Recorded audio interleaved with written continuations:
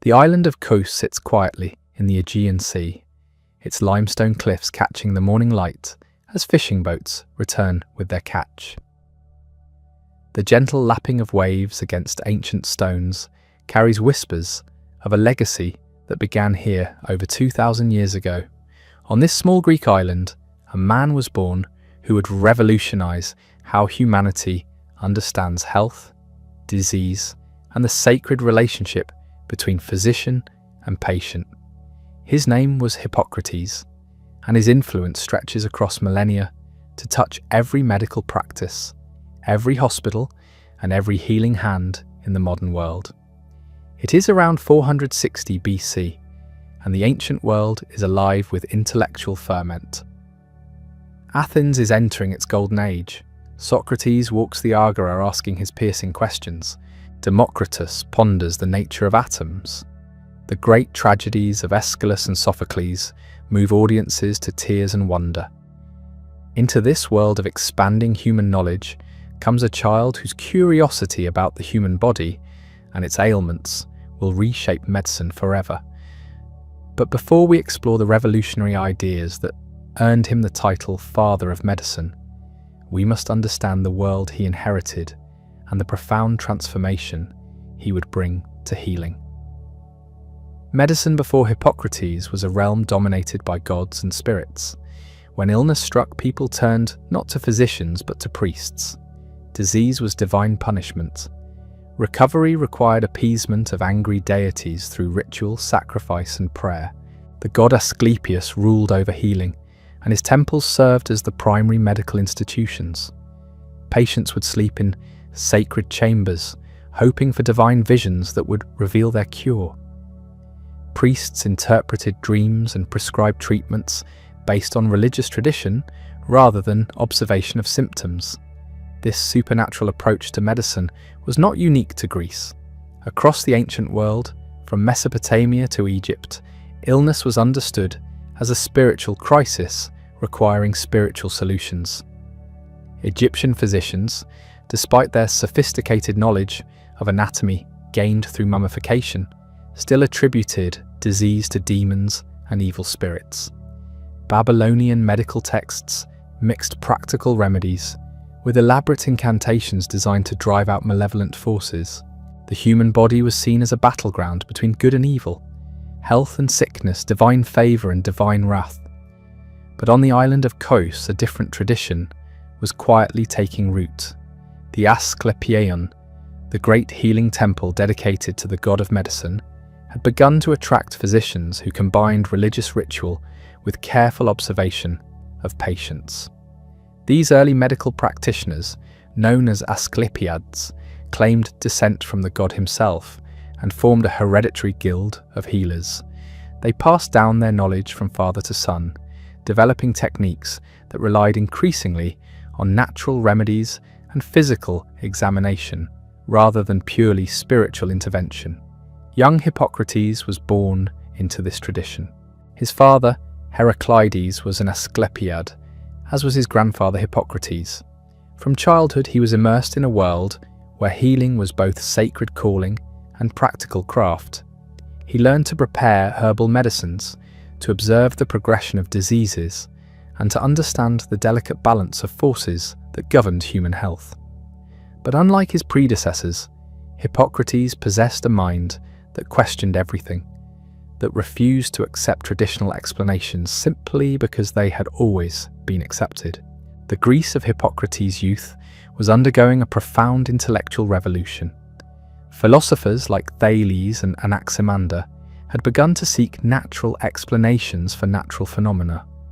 Instead of attributing earthquakes to the anger of Poseidon, they theorized about the physical forces that might cause the earth to shake.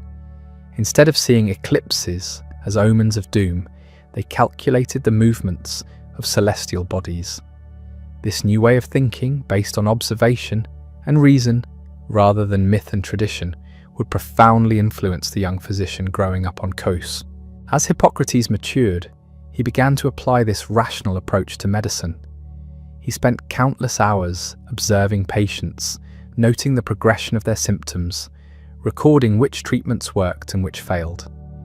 he travelled extensively throughout the Greek world, studying different approaches to healing and learning from physicians in other cities. What emerged from these years of study and practice was a revolutionary understanding of disease that would challenge the very foundations of ancient medicine.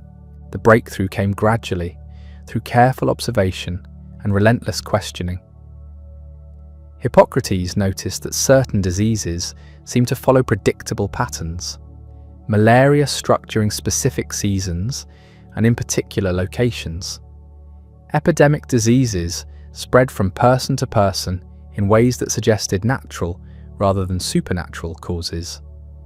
Injuries healed according to observable principles that had nothing to do with divine intervention. Slowly, methodically, he began to construct a new framework for understanding health and illness. This framework rested on a radical proposition that the human body was not a passive vessel for supernatural forces, but a complex system governed by natural laws that could be understood through careful study. Disease was not punishment from angry gods, but the result of imbalances within this natural system. Recovery came not through divine intervention, but through the body's own healing powers, assisted by treatments based on rational understanding of how the body worked. The theory that emerged from Hippocrates' observations became known as the doctrine of the four humours. According to this system, the human body contained four fundamental fluids: that blood, phlegm, yellow bile, and black bile. Health resulted from the proper balance of these humours, while disease occurred when one or more humours became excessive or deficient. Different temperaments and physical constitutions reflected different humoral balances, explaining why some people were naturally melancholic while others were sanguine, choleric, or phlegmatic. This humoral theory may seem primitive to modern eyes, but it represented a revolutionary advance in medical thinking. For the first time, disease had natural rather than supernatural causes. Symptoms could be explained through observable physical processes.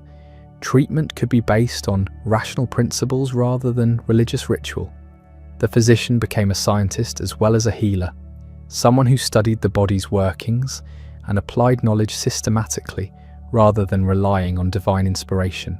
Hippocrates and his followers developed an elaborate system of diagnosis based on humoral theory. They learned to read the signs of humoral imbalance through careful examination of patients.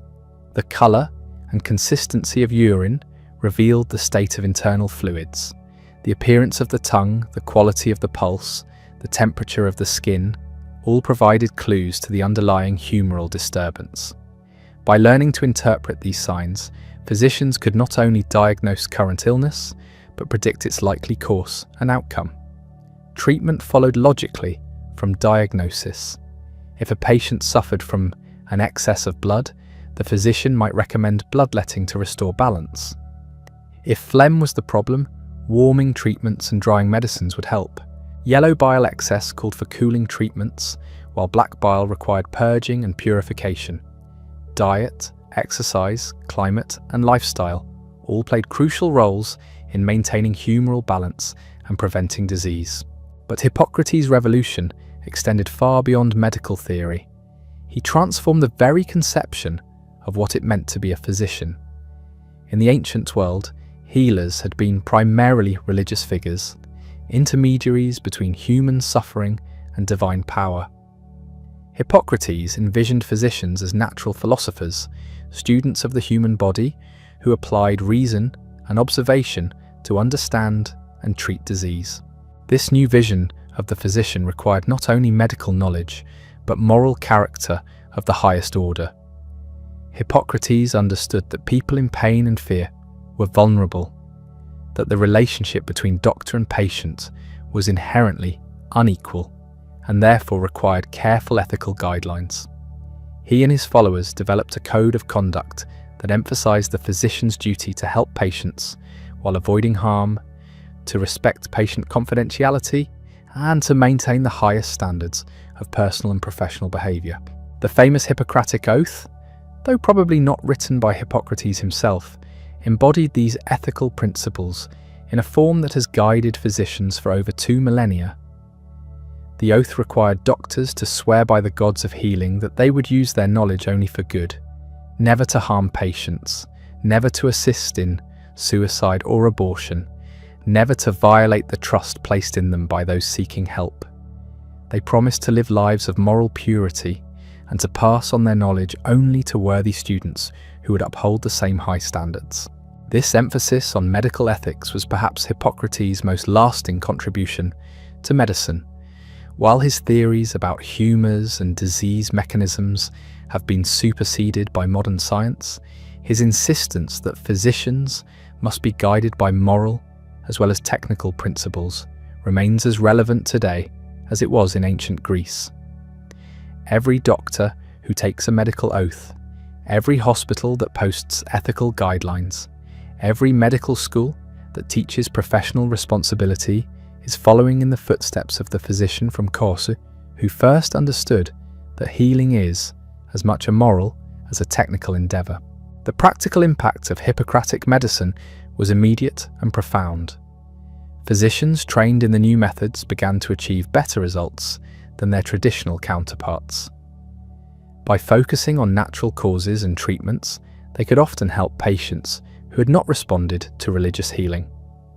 By carefully observing the course of diseases, they could provide more accurate prognoses and more effective treatments. Word of these successes spread throughout the Greek world, attracting students to Kos and carrying Hippocratic methods to cities across the Mediterranean. The island of Kos became a beacon for those seeking to understand the mysteries of human health through reason rather than superstition. Students arrived from Athens, Sparta, Alexandria, and distant colonies, drawn by reports of miraculous cures achieved through observation and logic rather than prayer and sacrifice. The Hippocratic school that emerged was unlike anything the ancient world had seen before. It was part medical academy, part research institution, and part philosophical movement dedicated to transforming humanity's relationship with disease and healing. Under the olive groves and marble colonnades of the Asclepieion, a new generation of physicians learned to see the human body with fresh eyes. They studied anatomy through careful dissection when possible, though Greek religious customs limited such practices. They learned to distinguish between different types of fever, to recognize the signs of internal bleeding, to understand how diet and environment affected health. Most importantly, they learned to think like scientists, forming hypotheses about disease causation and testing them through careful observation of patients. The methodology that Hippocrates developed was revolutionary in its systematic approach. Rather than treating each case of illness as an isolated supernatural event, his followers learned to look for patterns. They kept detailed records of symptoms, treatments, and outcomes. They compared cases to identify similarities and differences. They studied the relationship between disease and factors like age, sex, occupation, and geographic location. This empirical approach allowed them to accumulate knowledge in ways that had been impossible under the old religious system. One of the most significant advances was the development of clinical observation as a cornerstone of medical practice. Hippocratic physicians learned to use all their senses in examining patients. They looked carefully at skin colour, facial expression, and posture. They listened to breathing patterns and vocal changes.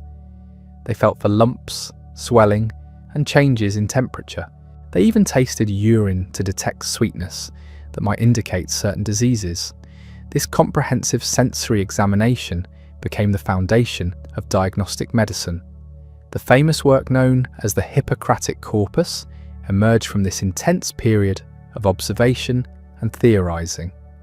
Though comprising texts written by multiple authors over several generations, these medical writings represent the accumulated wisdom of the Hippocratic school. They include detailed descriptions of diseases, surgical procedures, dietary recommendations, and philosophical reflections on the nature of medicine itself. Reading these ancient texts today, one is struck by their careful attention to detail and their remarkably modern emphasis on evidence-based reasoning. Perhaps the most revolutionary aspect of Hippocratic medicine was its approach to epidemic disease. When plague struck Athens during the Peloponnesian War, traditional physicians fled or proved helpless in the face of divine wrath. But Hippocratic-trained doctors remained to study the disease, documenting its symptoms, progression, and patterns of spread. They noticed that the plague seemed to pass from person to person, that it affected different age groups differently, and that some individuals appeared naturally resistant. These observations laid the groundwork for understanding infectious disease in ways that would not be fully developed until the modern era. The Hippocratic approach to surgery was equally groundbreaking. While earlier physicians had performed basic procedures, they often combined surgical intervention with elaborate rituals designed to appease the gods. Hippocratic surgeons focused purely on the technical aspects of their craft. They developed sophisticated techniques for treating fractures, dislocations, and wounds. They understood the importance of cleanliness in preventing infection, though they lacked modern knowledge of bacteria and antisepsis. Their surgical instruments were carefully designed and maintained, and their procedures were based on anatomical knowledge rather than religious tradition. Women's health received particular attention in Hippocratic medicine. The corpus includes extensive writings on gynecology and obstetrics that reveal a surprisingly sophisticated understanding of female anatomy and reproductive physiology. Hippocratic physicians recognized that women's health issues required specialized knowledge and developed treatments specifically tailored to female patients. This represented a significant advance over earlier approaches that had often viewed women's health problems as manifestations of spiritual impurity or divine punishment. The psychological aspects of illness also received unprecedented attention from Hippocratic physicians. They recognized that mental and emotional states could significantly impact physical health. They understood that fear, grief, and anxiety could worsen disease symptoms, and that hope and positive expectations could aid recovery. This holistic approach to healing, which considered the patient as a complete human being rather than simply a collection of symptoms, became a hallmark of Hippocratic medicine. The training of physicians under the Hippocratic system was rigorous and comprehensive. Students began with extensive study of theoretical knowledge, learning about humoral theory, anatomical structure, and the properties of various medicines. But this theoretical foundation was always combined with hands-on practical experience.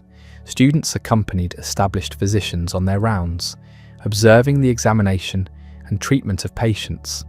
They learned to prepare medicines, to perform basic surgical procedures, and to manage the complex ethical challenges that arose in medical practice. The reputation of Hippocratic medicine spread far beyond the Greek world. Physicians trained on Kos were sought after in Rome, Egypt, and other centers of learning. They carried with them not only specific medical techniques, but a fundamentally different way of thinking about health and disease. This intellectual revolution gradually transformed medical practice throughout the Mediterranean region and beyond. The economic impact of this medical revolution was substantial. Effective physicians could command high fees and social status. Cities competed to attract the best medical practitioners. The development of a professional medical class created new economic opportunities and contributed to the growing complexity of urban societies. Medical knowledge became a form of valuable intellectual property that could be taught, learned, and transmitted across cultural boundaries. But perhaps the most profound impact of Hippocratic medicine was philosophical rather than practical. By demonstrating that disease could be understood through natural causes and treated through rational intervention, Hippocrates helped establish the principle that human reason could unlock the mysteries of the natural world. This intellectual foundation would prove essential to the later development of scientific thinking in fields far beyond medicine. The influence of Hippocratic ideas extended into areas that might surprise modern readers. Political theorists began to apply medical metaphors to the health of states and societies. Philosophers used the concept of balance and harmony from humoral theory to discuss ethics and human behavior.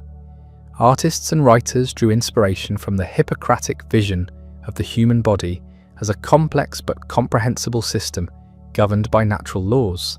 As Hippocrates aged, he could see the transformation his ideas had wrought spreading across the known world. Temples that had once relied purely on religious healing now incorporated natural treatments.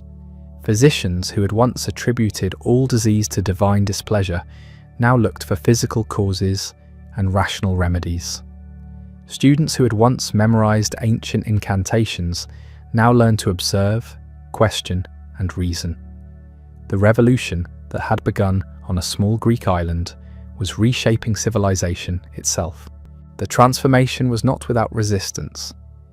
In Athens, conservative priests denounced the new medicine as impious, arguing that illness remained the domain of the gods and that mortal physicians who claimed to heal through natural means were guilty of hubris that would surely bring divine retribution.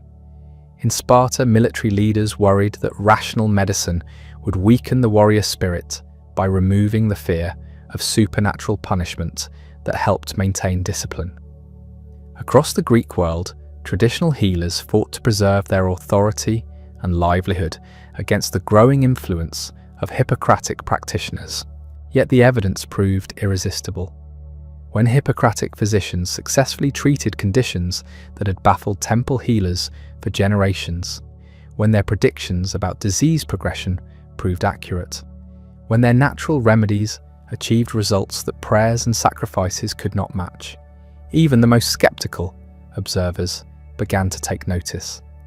The power of systematic observation and rational treatment spoke louder than any theological argument. Hippocrates himself became a figure of almost legendary status during his lifetime. Stories circulated throughout Greece of his remarkable diagnostic abilities, his compassionate treatment of patients, and his unwavering commitment to medical ethics. It was said that he could predict the course of an illness simply by examining a patient's complexion and breathing.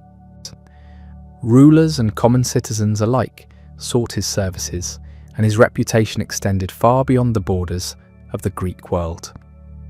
One of the most famous episodes in his career occurred during a devastating plague that struck the northern Greek city of Abdera. The citizens, desperate for help after their traditional healers had proved powerless, sent urgent messengers to Kos begging Hippocrates to come to their aid. Despite the danger and the long journey, the aging physician agreed to travel north, bringing with him a team of his most skilled students. What followed became the stuff of medical legend. Hippocrates spent weeks in Abdera, not only treating individual patients, but studying the plague itself with the methodical approach that had made him famous. He noted that the disease seemed to spread more rapidly in crowded areas, that it affected the poor more severely than the wealthy, and that those who survived appeared to develop resistance to future attacks. These observations led him to develop innovative public health measures that helped contain the epidemic. The success at Abdera established Hippocrates as more than just a skilled physician. He became recognized as a pioneering epidemiologist, someone who could understand disease patterns at the level of entire populations rather than just individual patients. His recommendations for quarantine, sanitation, and public hygiene represented the first systematic approach to community health in recorded history.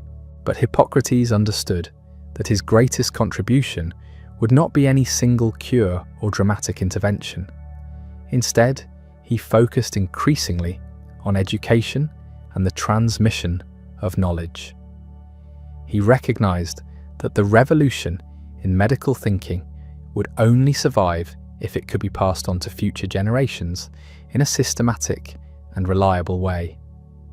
This realization led him to develop what may have been his most important innovation: the first formal medical curriculum. The educational system that emerged on Kos was unlike anything that had existed before. Students did not simply apprentice themselves to individual masters, learning through imitation and repetition. Instead, they followed a structured program of study that combined theoretical knowledge with practical experience. They learned anatomy through careful study of animal dissection and observation of human bodies when circumstances permitted. They studied the properties of medicinal plants through direct examination in carefully maintained botanical gardens. Most importantly, they learned to think like physicians rather than simply memorize treatments.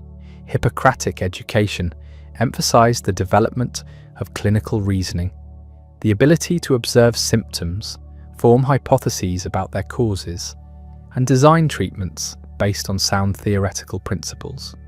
Students were taught to question received wisdom, to test their assumptions through careful observation, and to revise their understanding when evidence contradicted their beliefs. This educational philosophy produced a new type of physician, one equipped not just with specific medical knowledge, but with the intellectual tools necessary to continue learning and advancing the field. Graduates of the Hippocratic school carried this approach with them as they established practices throughout the Mediterranean world, creating a network of rational medical practitioners that would preserve and extend Hippocratic principles long after the master's death. The influence of this educational revolution extended far beyond medicine. The Hippocratic emphasis on systematic observation, logical reasoning, and evidence-based conclusions provided a model that would later inspire developments in natural philosophy, mathematics, and other fields of study. The school on Kos became recognized as one of the great centers of learning in the ancient world, attracting students interested not only in medicine, but in the broader application of rational inquiry to understanding the natural world. As Hippocrates entered his final years, he devoted increasing attention to writing and organizing the accumulated knowledge of his school. The works that emerged from this period would become the foundation of medical literature for centuries to come.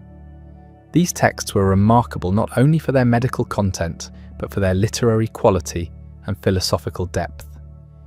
They revealed a mind that saw medicine as part of a larger human endeavor to understand and improve the human condition. The writing style that Hippocrates developed was characterized by careful attention to detail, combined with elegant simplicity of expression. He avoided the ornate rhetorical flourishes that were fashionable among intellectuals of his time, preferring clear, direct language that could be easily understood by students and practitioners. This commitment to clarity reflected his belief that medical knowledge should be accessible to all qualified practitioners, not hidden behind barriers of esoteric language or mysterious ritual.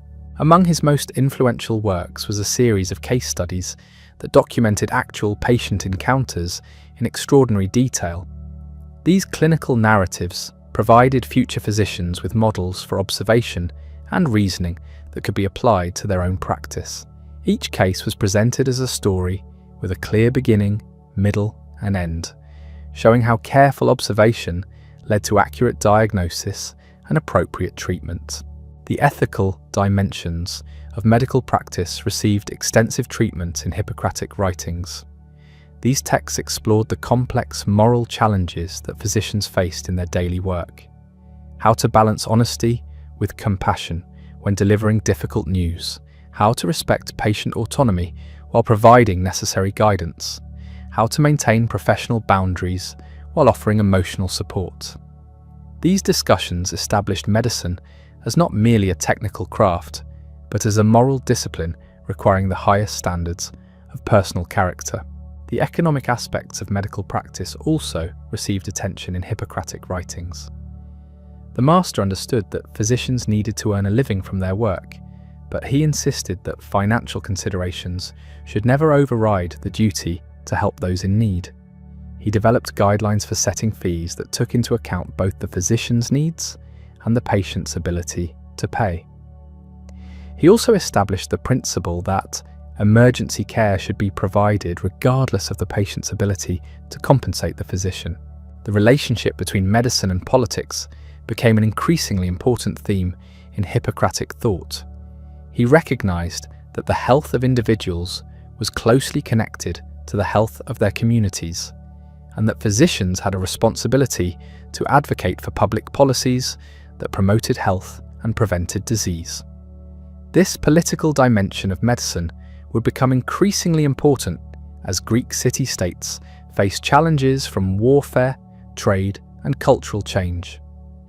The international character of Hippocratic medicine also reflected the cosmopolitan nature of Greek civilization in the 5th century. Students came to Kos from across the Mediterranean world, bringing with them medical traditions from their own cultures.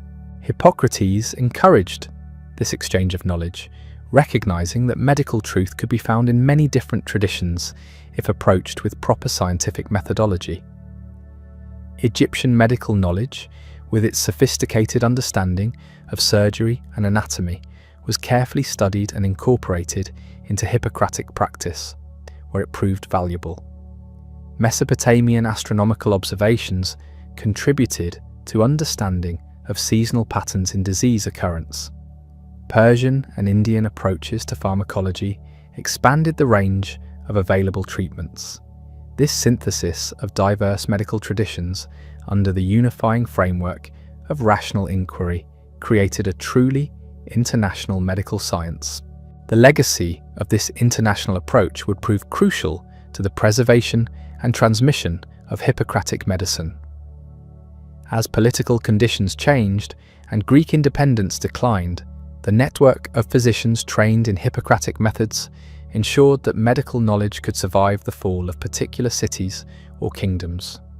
The universality of rational medical principles transcended cultural and political boundaries. Women played a more prominent role in Hippocratic medicine than is often recognized. While formal medical training was generally restricted to men, the Hippocratic school recognized the important contributions that women could make to medical practice, particularly in areas related to childbirth, women's health, and the preparation of medicines. Some women achieved considerable reputation as healers within the Hippocratic tradition, though their names and specific contributions have often been lost to history. The Hippocratic approach to mental illness represented another significant advance over traditional practices. Rather than viewing mental disorders as evidence of divine possession or moral failing, Hippocratic physicians sought natural explanations for psychological symptoms. They recognized that emotional disturbances could have physical causes and that mental health was closely connected to overall bodily health. This integrated approach to treating mind and body together would remain influential throughout the history of medicine. The agricultural metaphors that frequently appeared in Hippocratic writings reflected the physician's understanding of the human body as part of the natural world. Just as farmers learned to work with natural cycles and conditions to produce healthy crops, physicians needed to understand and work with the body's natural healing processes. This organic approach to medicine emphasized supporting the body's own recuperative powers rather than imposing treatments that worked against natural processes. The seasonal patterns of disease received particular attention in Hippocratic medicine. Physicians learned to anticipate which illnesses were most likely to occur at different times of year and to adjust their treatments accordingly. Spring brought certain types of fever. Summer increased the risk of digestive disorders. Autumn was associated with melancholic conditions, and winter brought respiratory ailments. This seasonal approach to medicine reflected a sophisticated understanding of the relationship between human health and environmental conditions. The geographic dimension of medical practice also influenced Hippocratic thinking. Physicians trained in the school learned to consider how climate, water quality, soil conditions, and local customs might affect the health of populations in different regions. This environmental approach to medicine represented an early form of what would later be called medical geography, the study of how place and environment influence patterns of health and disease.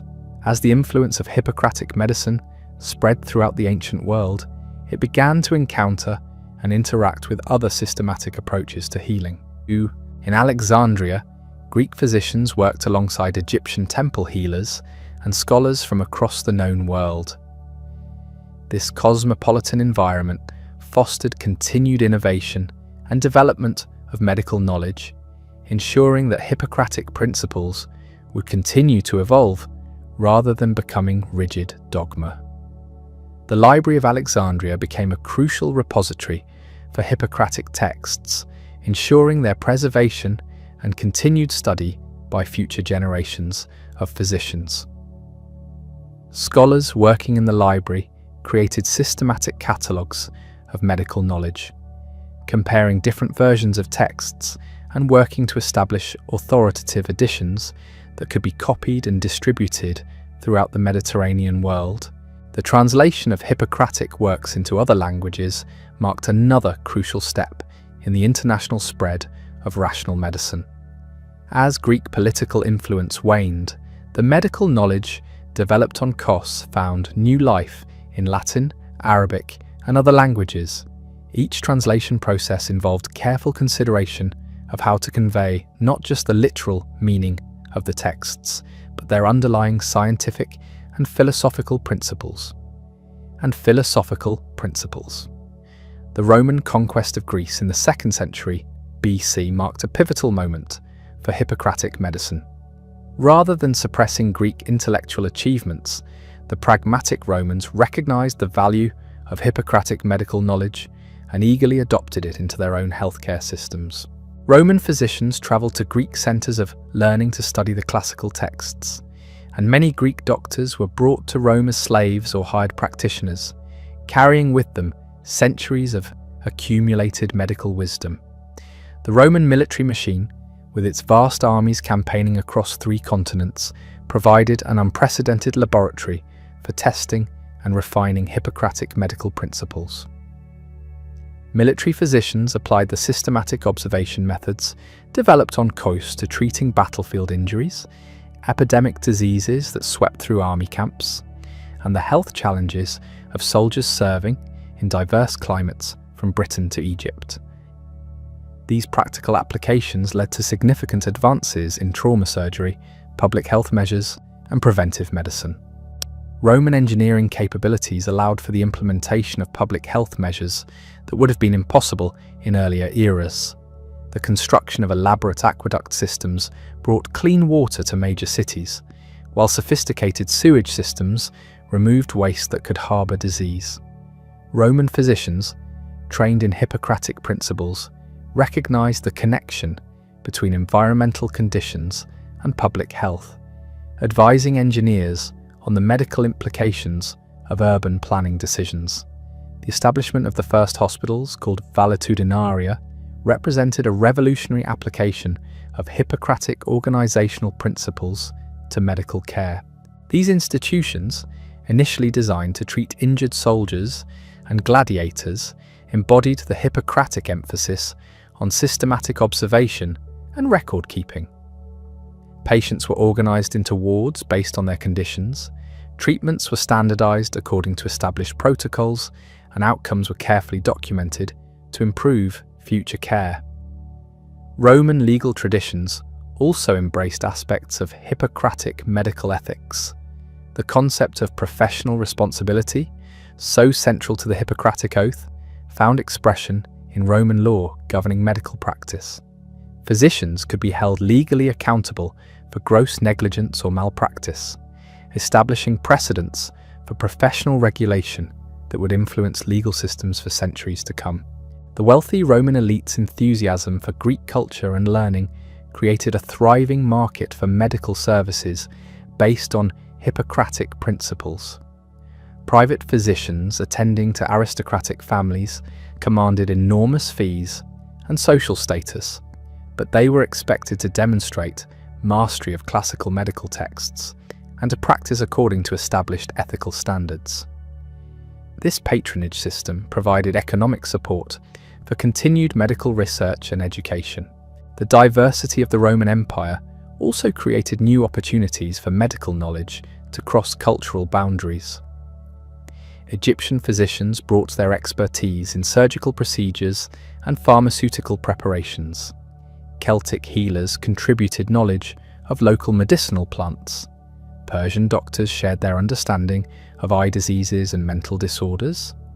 This cultural synthesis enriched the Hippocratic tradition while maintaining its core commitment to rational observation and natural explanations for disease. Roman military expeditions inadvertently served as vectors for the spread of medical knowledge. As legions conquered new territories, they established permanent camps and settlements that required medical support. Local populations observed Roman medical practices and often adopted techniques that proved superior to their traditional methods. Conversely, Roman physicians learned from local healers, incorporating effective indigenous remedies into their own practice. The famous Roman physician Galen, who lived in the 2nd century AD, exemplified the evolution of Hippocratic medicine under Roman influence. Born in Pergamon, trained in Alexandria, and eventually practicing in Rome, Galen synthesized Greek theoretical knowledge with Roman practical experience to create a comprehensive medical system that would dominate Western medicine for over a millennium. Galen's anatomical investigations, based on dissection of animals, since human dissection remained culturally prohibited, corrected and expanded upon earlier Hippocratic understanding of bodily structure and function. His systematic approach to experimentation, including controlled studies of nerve functioning and circulation, demonstrated how Hippocratic observational methods could be refined and extended through careful scientific investigation. The Roman period also witnessed significant advances in pharmaceutical knowledge, building upon Hippocratic foundations. Roman physicians compiled extensive catalogues of medicinal substances, documenting their preparation, dosage, and therapeutic effects with unprecedented precision. Trade networks spanning the empire provided access to exotic drugs from distant lands, expanding the therapeutic arsenal available to practitioners. Surgical techniques reached new levels of sophistication under Roman influence. The gladiatorial schools, with their constant stream of traumatic injuries, provided opportunities for surgeons to develop and refine operative procedures. Instruments became more specialized and precisely crafted. Surgical texts described complex procedures for treating skull fractures, abdominal wounds, and orthopedic injuries with remarkable detail and accuracy. The Roman emphasis on engineering precision also influenced medical instrument design. Surgical tools were manufactured with careful attention to metallurgy and ergonomics. Standardization allowed instruments to be mass-produced and distributed throughout the empire, ensuring that physicians in distant provinces had access to the same quality equipment as their colleagues in Rome. Women's medical practice under Roman rule reflected both continuity with and departure from earlier Hippocratic traditions. While formal medical education remained largely restricted to men, Roman society recognized the important role of female healers, particularly in obstetrics and gynecology. Some women achieved considerable prominence as medical practitioners, though they often faced legal and social restrictions that limited their official recognition. The Roman legal system's approach to medical practice established important precedents for professional regulation. Laws governing physician licensing, fee structures, and malpractice liability created a framework for ensuring medical quality while protecting both practitioners and patients. These legal innovations demonstrated how Hippocratic ethical principles could be codified and enforced through institutional mechanisms. Roman educational institutions also adapted Hippocratic pedagogical methods to their own cultural context. Medical schools in major cities offered systematic training programs that combined theoretical study with practical experience. Students learned classical texts while also gaining hands-on experience in hospitals, military camps, and private practices. This educational system produced physicians who were both scholarly and practically competent. The economic prosperity of the Roman Empire created unprecedented demand for medical services. Urban populations, with their concentrated wealth and leisure time, could afford to invest in preventive care and cosmetic procedures. This market expansion encouraged medical innovation and specialization, leading to the development of distinct medical subspecialties focused on specific organ systems or patient populations. Roman religious practices also influenced medical development, though in ways quite different from earlier Greek traditions.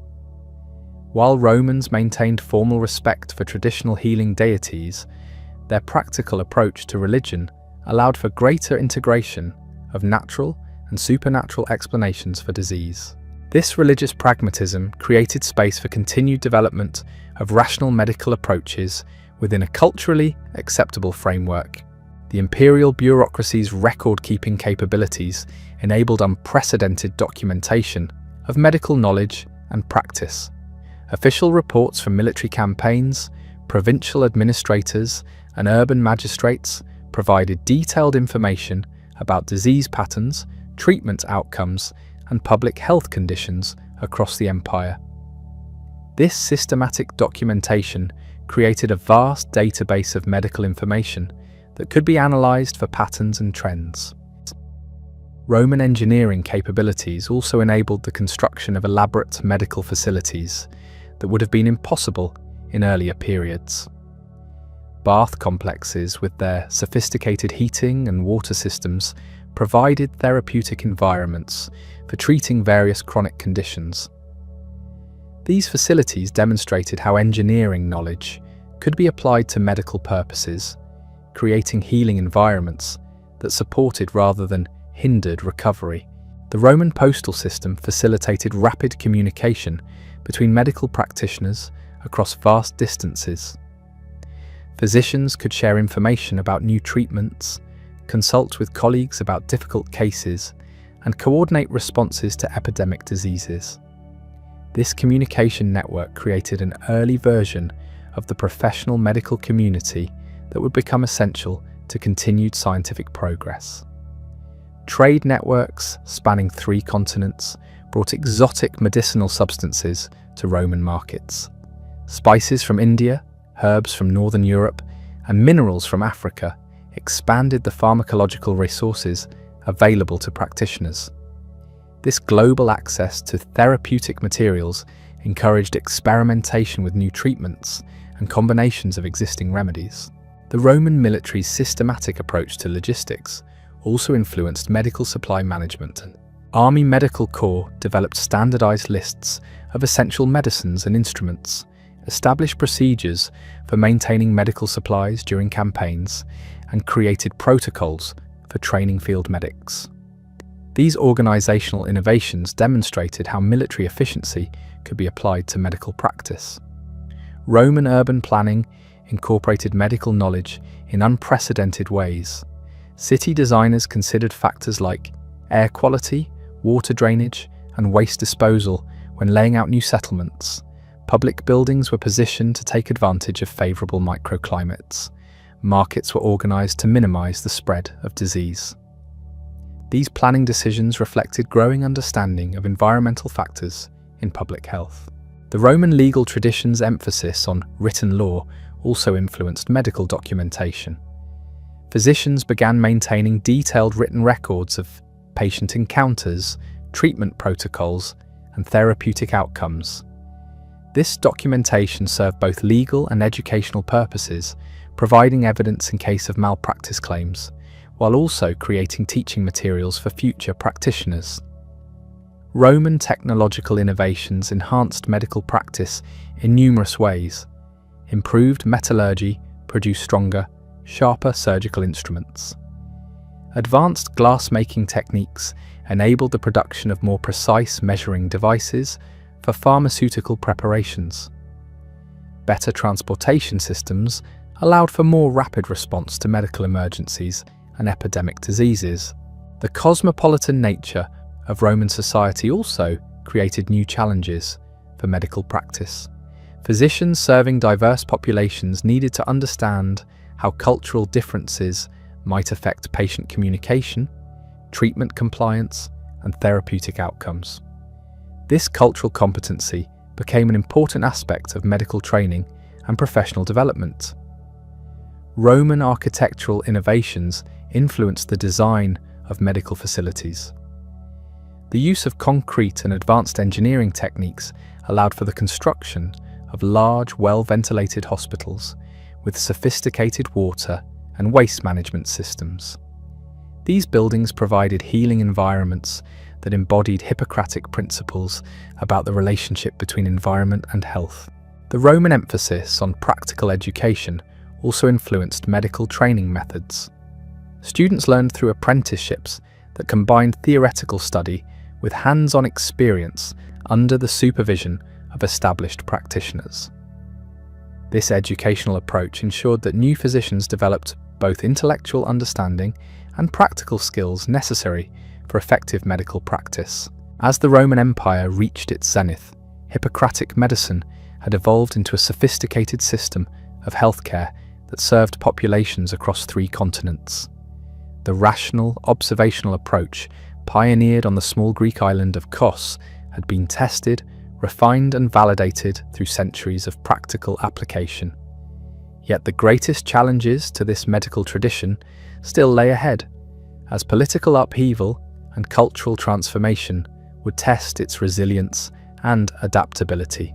The gradual decline of Roman political authority in the western provinces during the 4th and 5th centuries AD created new challenges for medical practice. As urban centres contracted and trade networks disrupted, physicians lost access to many of the resources that had supported advanced medical care.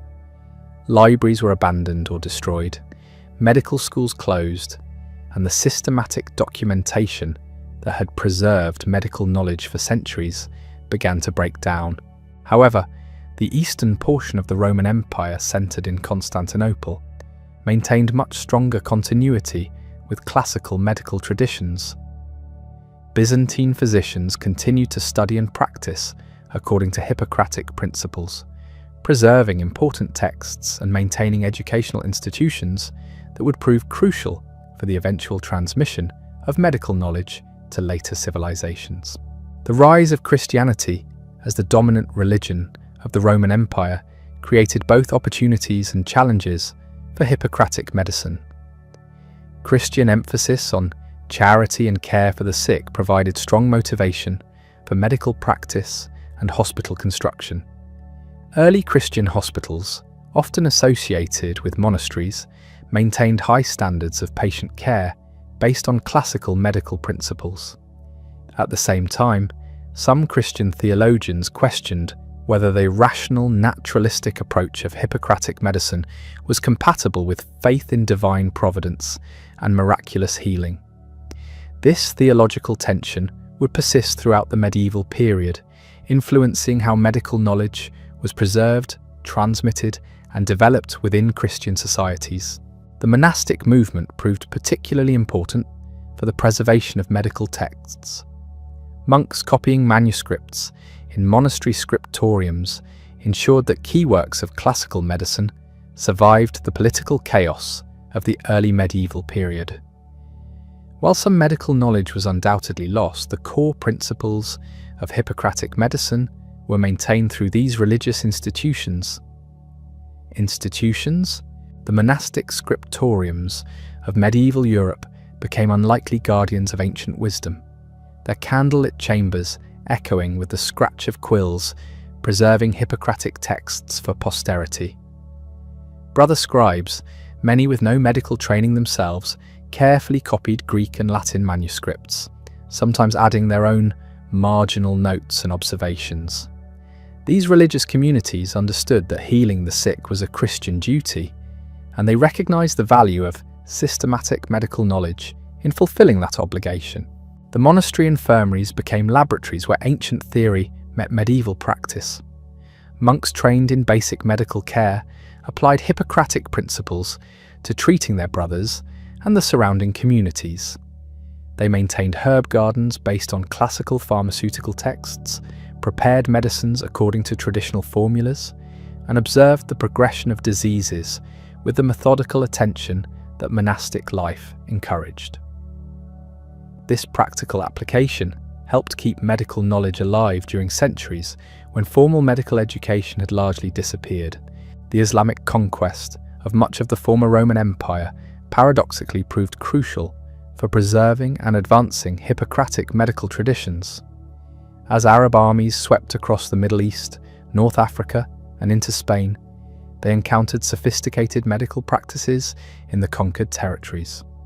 Rather than destroying this knowledge, Islamic scholars embraced and expanded upon it, recognizing its practical value regardless of its non-Islamic origins.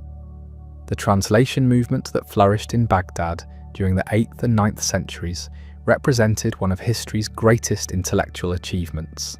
Teams of scholars, including Christians, Jews, and Muslims, worked together to translate Greek medical texts into Arabic. These translations were not mere linguistic exercises, but scholarly endeavors that involved careful comparison of multiple manuscript sources, resolution of textual corruptions, and thoughtful adaptation of technical terminology. The House of Wisdom in Baghdad became the premier center for this translation effort. Here, scholars like Hunayn ibn Ishaq, a Christian physician and translator, produced Arabic versions of Hippocratic works that were often more accurate and complete than the surviving Greek originals. These translations preserved medical knowledge that might otherwise have been lost forever, while making it accessible to a new generation of practitioners. Islamic physicians did not simply preserve classical medical knowledge, but built upon it with remarkable creativity and rigor. They established the first systematic hospitals, called bimaristans, which provided free medical care to all patients, regardless of social status or ability to pay. These institutions embodied Hippocratic ethical principles while introducing organizational innovations that would influence hospital design for centuries. The clinical teaching methods developed in Islamic hospitals represented a significant advance in medical education. Students learned through direct patient care under the supervision of experienced physicians, combining theoretical knowledge with practical experience in ways that the original Hippocratic school would have recognized and approved. This hands-on approach produced physicians who were both scholarly and clinically competent. Islamic medical scholars also made significant contributions to pharmaceutical knowledge, building upon the foundation laid by Hippocratic physicians. They established the first systematic pharmacies, developed new methods for drug preparation and standardization, and compiled comprehensive pharmaceutical texts that described thousands of medicinal substances with unprecedented precision. Their work transformed pharmacy from a craft into a science. The experimental approach that some Islamic physicians adopted represented an important evolution of Hippocratic observational methods. Scholars like Al-Razi conducted controlled clinical trials, systematically testing the effectiveness of different treatments and documenting their results with mathematical precision. This proto-scientific methodology demonstrated how classical medical principles could be refined through more rigorous investigation. The geographic scope of Islamic civilization also enabled unprecedented cross-cultural exchange of medical knowledge. Physicians in Cordoba could correspond with colleagues in Cairo, Damascus, and Baghdad, sharing observations about diseases, treatments, and therapeutic innovations. This intellectual network created a truly international medical community that transcended political and ethnic boundaries. Islamic medical education became highly systematized during this period, with established curricula that combined study of classical texts with training in practical skills. Students learned anatomy through dissection, when permitted by religious authorities, studied the properties of medicinal plants in botanical gardens, and practiced surgical techniques under careful supervision. This educational system produced physicians whose competence was recognized throughout the known world. The influence of Islamic medicine extended beyond technical medical knowledge to encompass the philosophical and ethical dimensions of healthcare. Islamic physicians grappled with questions about the relationship between divine providence and natural causation in disease, developing sophisticated theological frameworks that allowed for both faith and reason in medical practice. These discussions enrich the intellectual foundation of medicine while maintaining its practical effectiveness. The Crusades, despite their destructive impact, inadvertently facilitated the transmission of Islamic medical knowledge back to Western Europe. European physicians accompanying the military campaigns encountered medical practices that were far superior to those available in their home countries. They observed Islamic hospitals, learned new surgical techniques, and discovered pharmaceutical preparations that proved remarkably effective. Some European physicians remained in the Middle East after the Crusades to study Islamic medicine more systematically. They learned Arabic, studied classical texts in their most complete and accurate versions, and trained under masters who represented centuries of accumulated medical wisdom. When these physicians returned to Europe, they brought with them knowledge that would transform Western medical practice. The translation of Islamic medical texts into Latin during the 12th and 13th centuries marked another crucial phase in the preservation and transmission of Hippocratic knowledge. Scholars like Gerard of Cremona in Toledo worked to make Arabic medical texts accessible to European physicians, creating Latin versions that would become the foundation for medieval and Renaissance medical education. The establishment of medieval universities provided new institutional support for medical education and research. The University of Salerno, often considered the first medical school in Europe, combined Islamic medical knowledge with classical Hippocratic texts to create a comprehensive curriculum. Students from across Europe travelled to Salerno to study medicine, creating an international community of scholars dedicated to advancing medical knowledge. Medieval surgical practice reached remarkable levels of sophistication through the synthesis of classical knowledge with Islamic innovations. Surgeons like Albucasis had developed techniques for complex procedures, including cataract surgery, the treatment of skull fractures, and the repair of traumatic injuries. Their detailed surgical texts, illustrated with precise drawings of instruments and procedures, provided guidance that would influence surgical practice for centuries. The medieval period also witnessed significant advances in understanding of anatomy and physiology, building upon the foundation laid by Hippocratic physicians. Although human dissection remained restricted in many areas, careful observation of animal anatomy and systematic study of existing texts led to more accurate understanding of bodily structure and function. This anatomical knowledge informed both surgical practice and therapeutic interventions. Medieval physicians developed increasingly sophisticated approaches to diagnosis, combining Hippocratic observational methods with new techniques learned from Islamic medicine. They learned to interpret pulse patterns with remarkable precision, to analyze urine and other bodily fluids for signs of disease, and to recognize the significance of subtle changes in patient appearance and behavior. These diagnostic skills enabled more accurate prognoses and more effective treatments. The pharmaceutical knowledge available to medieval physicians represented a remarkable synthesis of classical, Islamic, and indigenous European traditions. Monastery gardens preserved medicinal plants described in ancient texts, while also cultivating new species introduced through trade and conquest. Physicians learned to prepare complex compound medicines that combine multiple therapeutic agents according to sophisticated theoretical principles.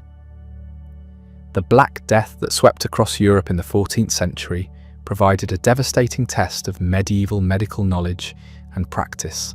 While physicians proved unable to halt the pandemic, their systematic documentation of the disease's symptoms, progression, and patterns of spread demonstrated the continued relevance of Hippocratic observational methods.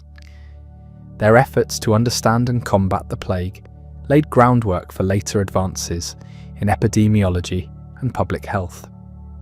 Medieval medical ethics continued to reflect Hippocratic principles while adapting to Christian theological frameworks. Physicians wrestled with questions about their obligations to treat dangerous diseases, the appropriate fees for medical services, and the relationship between healing and spiritual salvation. These ethical discussions enriched the moral foundation of medical practice while maintaining its practical focus on patient welfare. The economic dimensions of medieval medical practice also evolved in ways that reflected broader social changes. As European cities grew and prospered, demand for medical services increased correspondingly. Physicians could specialize in particular areas of practice, charging fees that reflected their expertise and reputation. This economic development provided incentives for continued medical innovation and education. Women's participation in medieval medical practice represented both continuity and change from earlier periods. While formal medical education remained largely restricted to men, women continued to serve as healers, midwives, and pharmaceutical preparers in their communities. Some achieved considerable reputation for their medical knowledge and skill, though their contributions were often under-recognized in formal historical records. The medieval period saw the emergence of medical guilds and professional organizations that regulated practice and maintained standards. These institutions embodied Hippocratic principles of professional responsibility while adapting them to medieval social structures. Guild regulations governed everything from apprenticeship requirements to fee schedules, ensuring that medical practice maintained high standards of competence and ethics. Medieval medical literature became increasingly sophisticated, with physicians writing comprehensive texts that synthesized classical knowledge with contemporary observations and innovations. These works demonstrated remarkable erudition, combining theoretical sophistication with practical utility. They served both as educational materials and as repositories of accumulated medical wisdom. The relationship between medicine and other intellectual disciplines also evolved during the medieval period.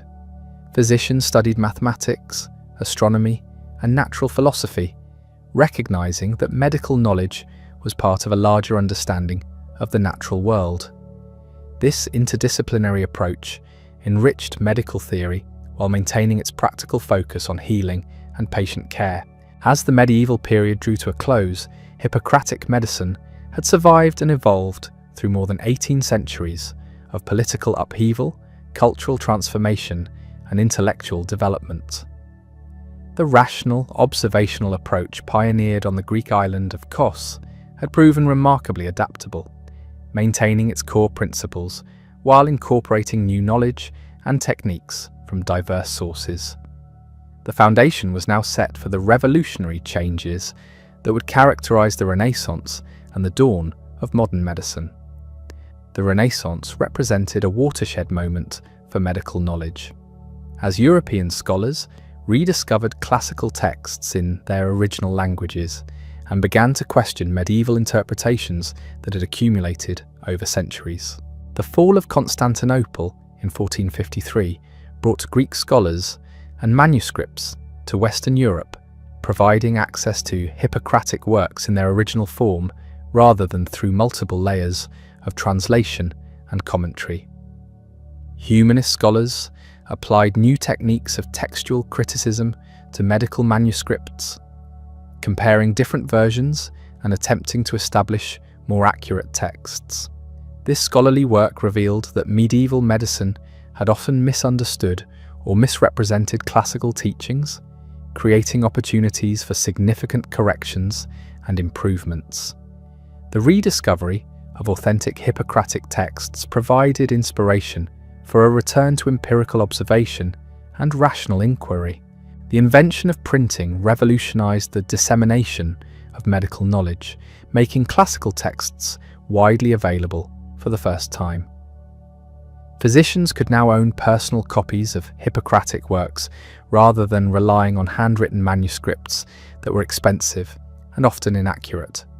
This democratization of medical literature enabled more physicians to study classical sources directly and to compare different approaches to diagnosis and treatment.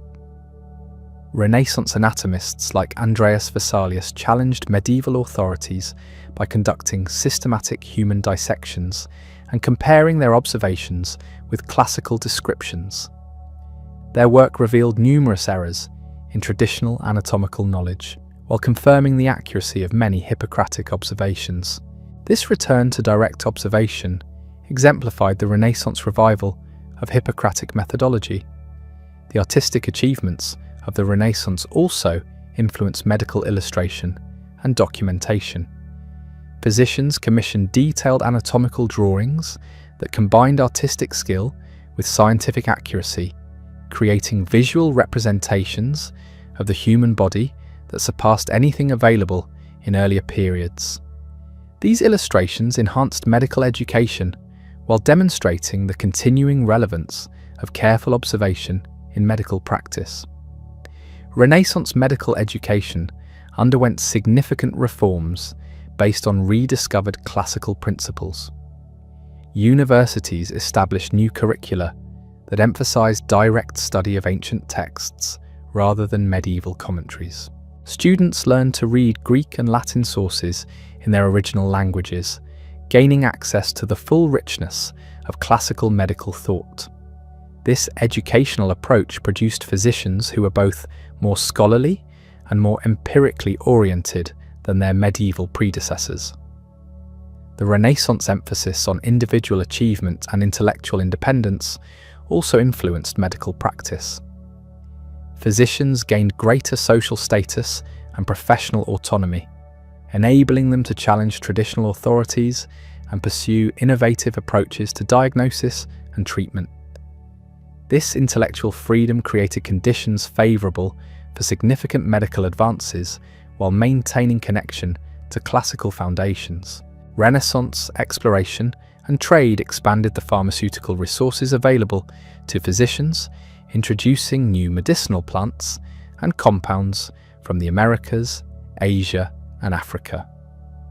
This expansion of therapeutic options encouraged experimentation with new treatments while testing the validity of classical theories about drug action and therapeutic principles.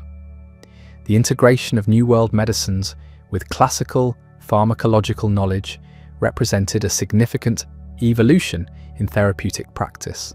The printing press also enabled the production of detailed medical texts that combined classical wisdom with contemporary observations and innovations.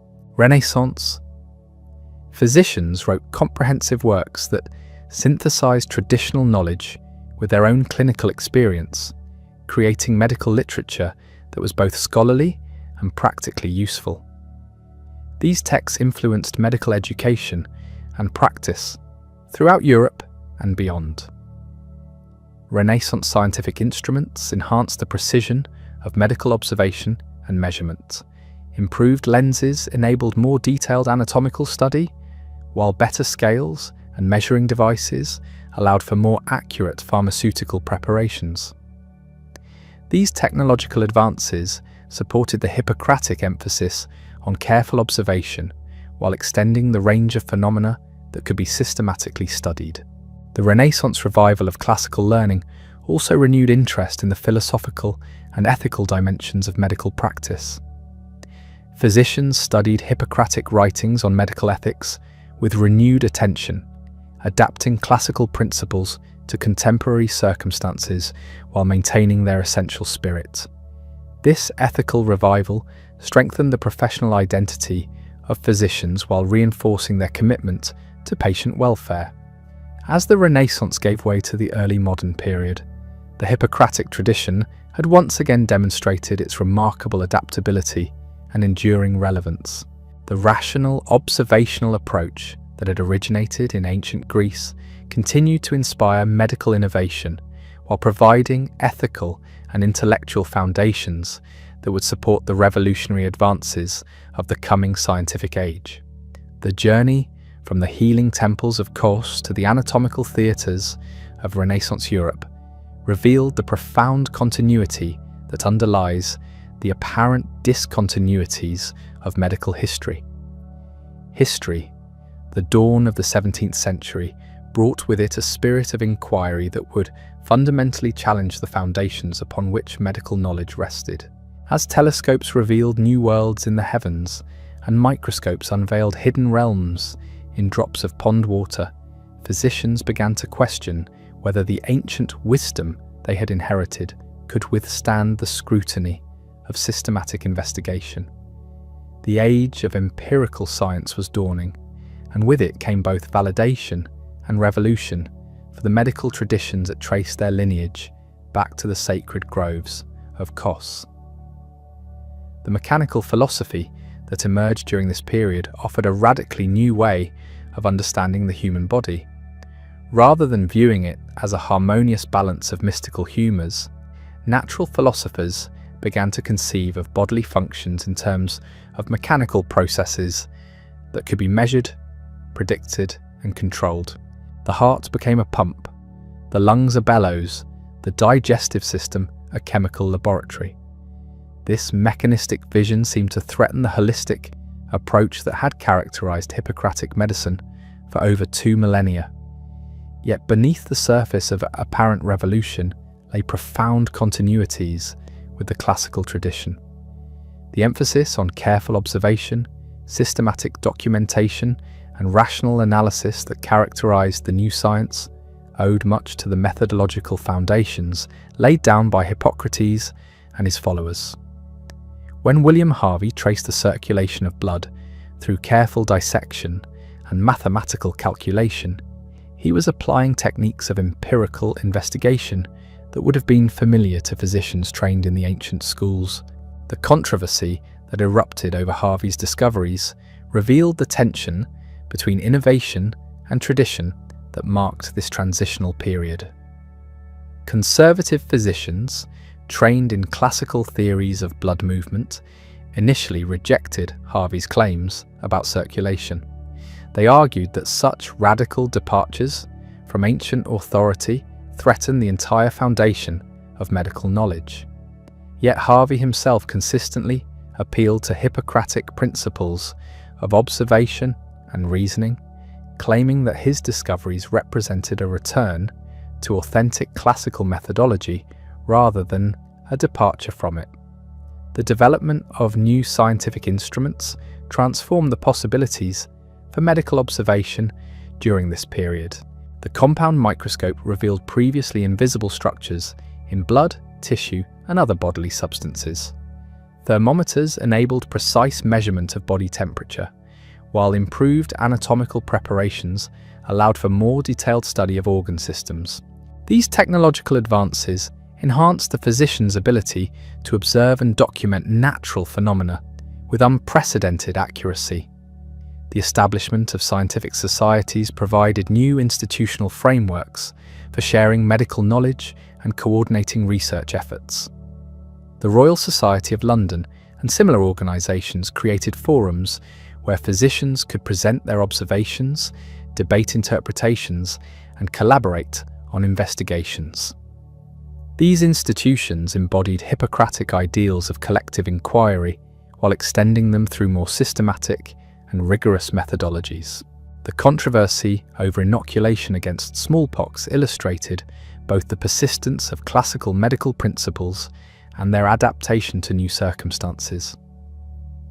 When Lady Mary Wortley Montagu introduced the Ottoman practice of variolation to England in the early 18th century, she encountered fierce resistance from physicians trained in traditional methods.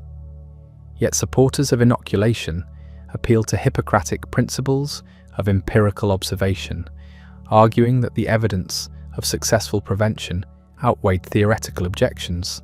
The systematic documentation of inoculation results represented a significant advance in medical methodology. Physicians carefully recorded the outcomes of thousands of procedures, comparing mortality rates between inoculated and naturally infected populations. This statistical approach to medical evidence represented an evolution of Hippocratic observational methods, extending them through mathematical analysis that would become increasingly important in medical research. The growth of hospital medicine during this period created new opportunities for systematic clinical observation and teaching. Institutions like Guy's Hospital and St. Bartholomew's in London provided physicians with access to large numbers of patients suffering from diverse conditions. This clinical material enabled more comprehensive study of disease patterns and treatment outcomes than had been possible in earlier periods, when most medical practice occurred in private homes. The development of clinical teaching rounds in these hospitals reflected the continuing influence of Hippocratic educational principles. Senior physicians led groups of students through the wards, demonstrating diagnostic techniques and discussing treatment options at the bedside. This hands-on approach to medical education maintained the classical emphasis on learning through direct observation while providing more systematic exposure to diverse clinical conditions. The emergence of medical journalism during this period facilitated the rapid dissemination of new knowledge and techniques. Publications like the medical essays and observations allowed physicians to share their experiences with colleagues across great distances, creating an international community of practitioners united by common interests and methods. This scientific communication network extended the collaborative spirit that had characterized the original Hippocratic school. The Enlightenment's emphasis on reason and systematic knowledge profoundly influenced medical thinking during the 18th century. Physicians increasingly viewed their discipline as a natural science subject to the same rational principles that governed physics and chemistry. This scientific orientation led to more rigorous approaches to diagnosis, treatment, and medical education, while maintaining the humanistic concern for individual patient welfare that had always characterized the Hippocratic tradition. The classification systems developed by physicians like Linnaeus and later Cullen represented attempts to organize medical knowledge according to rational principles. These nosological schemes sought to categorize diseases based on their observable characteristics rather than their presumed supernatural or humoral causes. While often artificial and ultimately unsuccessful, these classification efforts reflected the continuing influence of Hippocratic observational methodology. The development of pharmacology as a systematic discipline during this period built upon the pharmaceutical foundations laid by classical physicians. Researchers began to study the active principles of medicinal plants through chemical analysis, seeking to understand how therapeutic substances produce their effects. This scientific approach to drug action extended Hippocratic pharmaceutical knowledge while providing more reliable methods for standardizing and evaluating treatments. The growth of public health measures during the 18th century reflected the influence of Hippocratic ideas about the relationship between environment and disease. Physicians advocated for improved sanitation, better housing, and cleaner water supplies as means of preventing illness. These public health initiatives demonstrated how classical medical principles could be applied to entire populations, rather than just individual patients. The professional organization of medicine during this period reflected the continuing influence of Hippocratic ethical principles.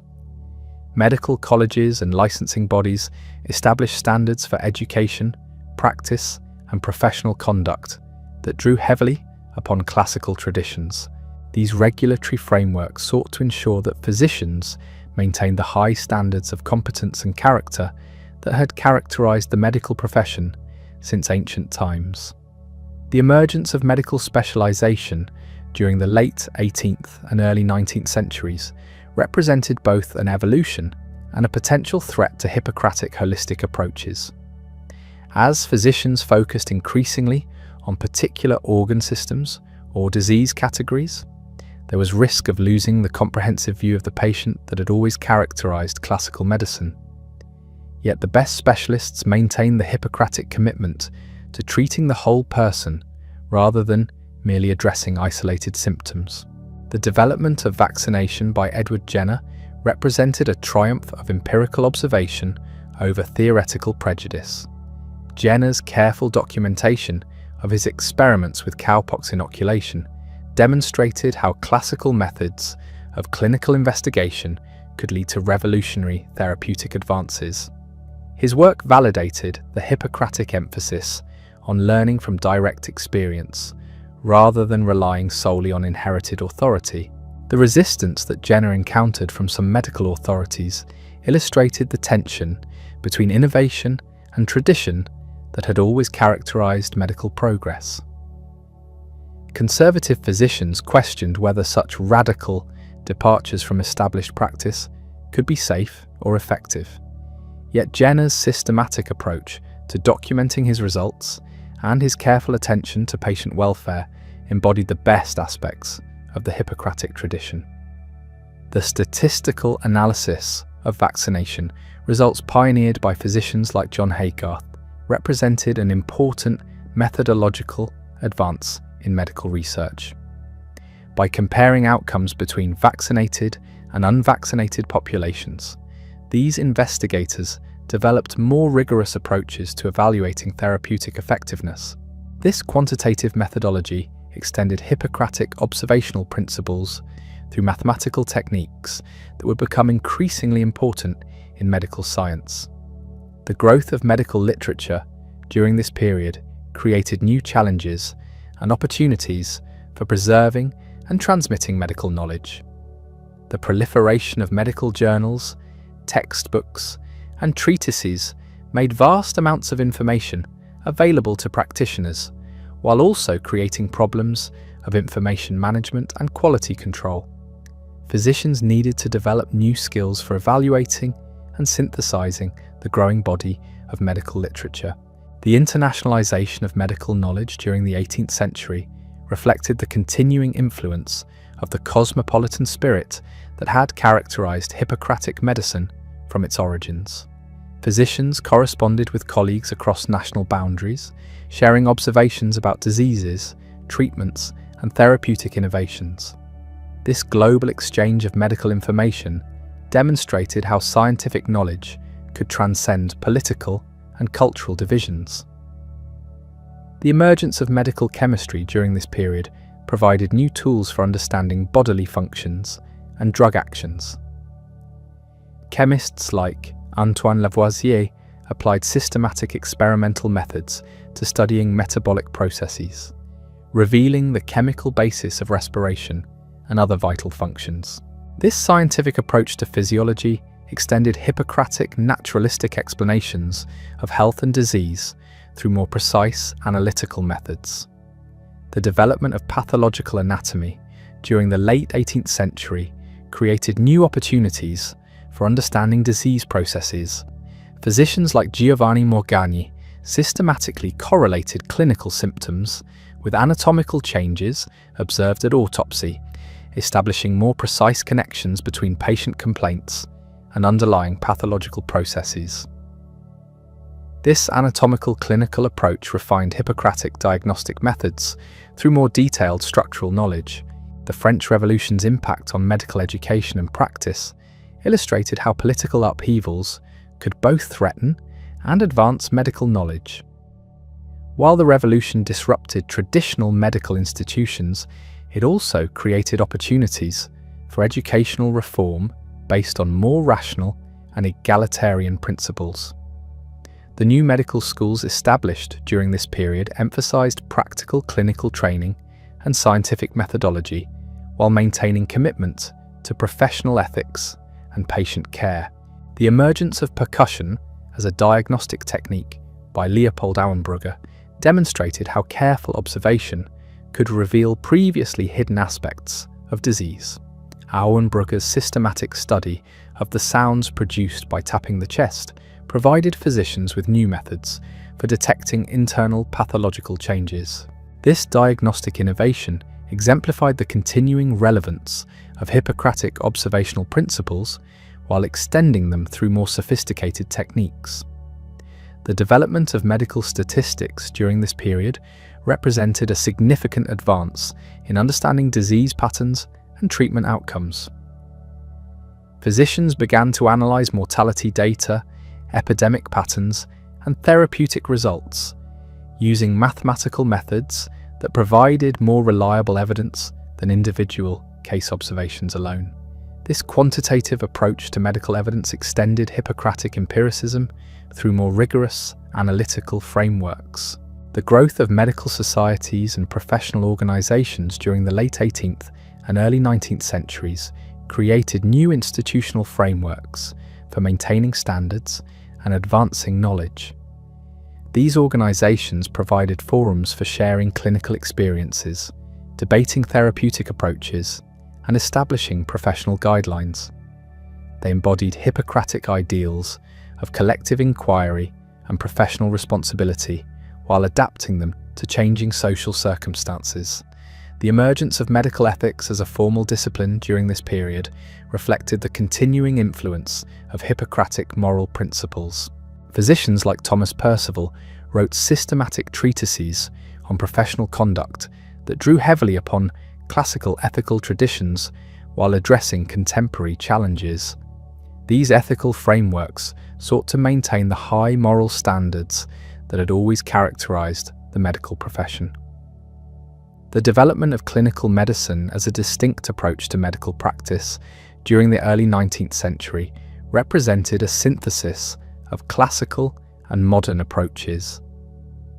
Physicians like Philippe Pinel emphasized careful bedside observation, systematic record-keeping, and rational therapeutic decision-making. This clinical methodology maintained the Hippocratic emphasis on individual patient care while incorporating advances in scientific knowledge and technique. The emergence of medical journalism during this period facilitated rapid communication between practitioners and accelerated the pace of medical progress. Medical journals provided forums for sharing case reports, therapeutic innovations, and theoretical discussions. This scientific communication network extended the collaborative spirit of ancient medical schools while reaching much larger and more diverse audiences. The growth of medical libraries and information resources during this period created new opportunities and challenges for medical education and practice. Physicians gained access to vast collections of medical literature while also confronting problems of information overload and quality assessment.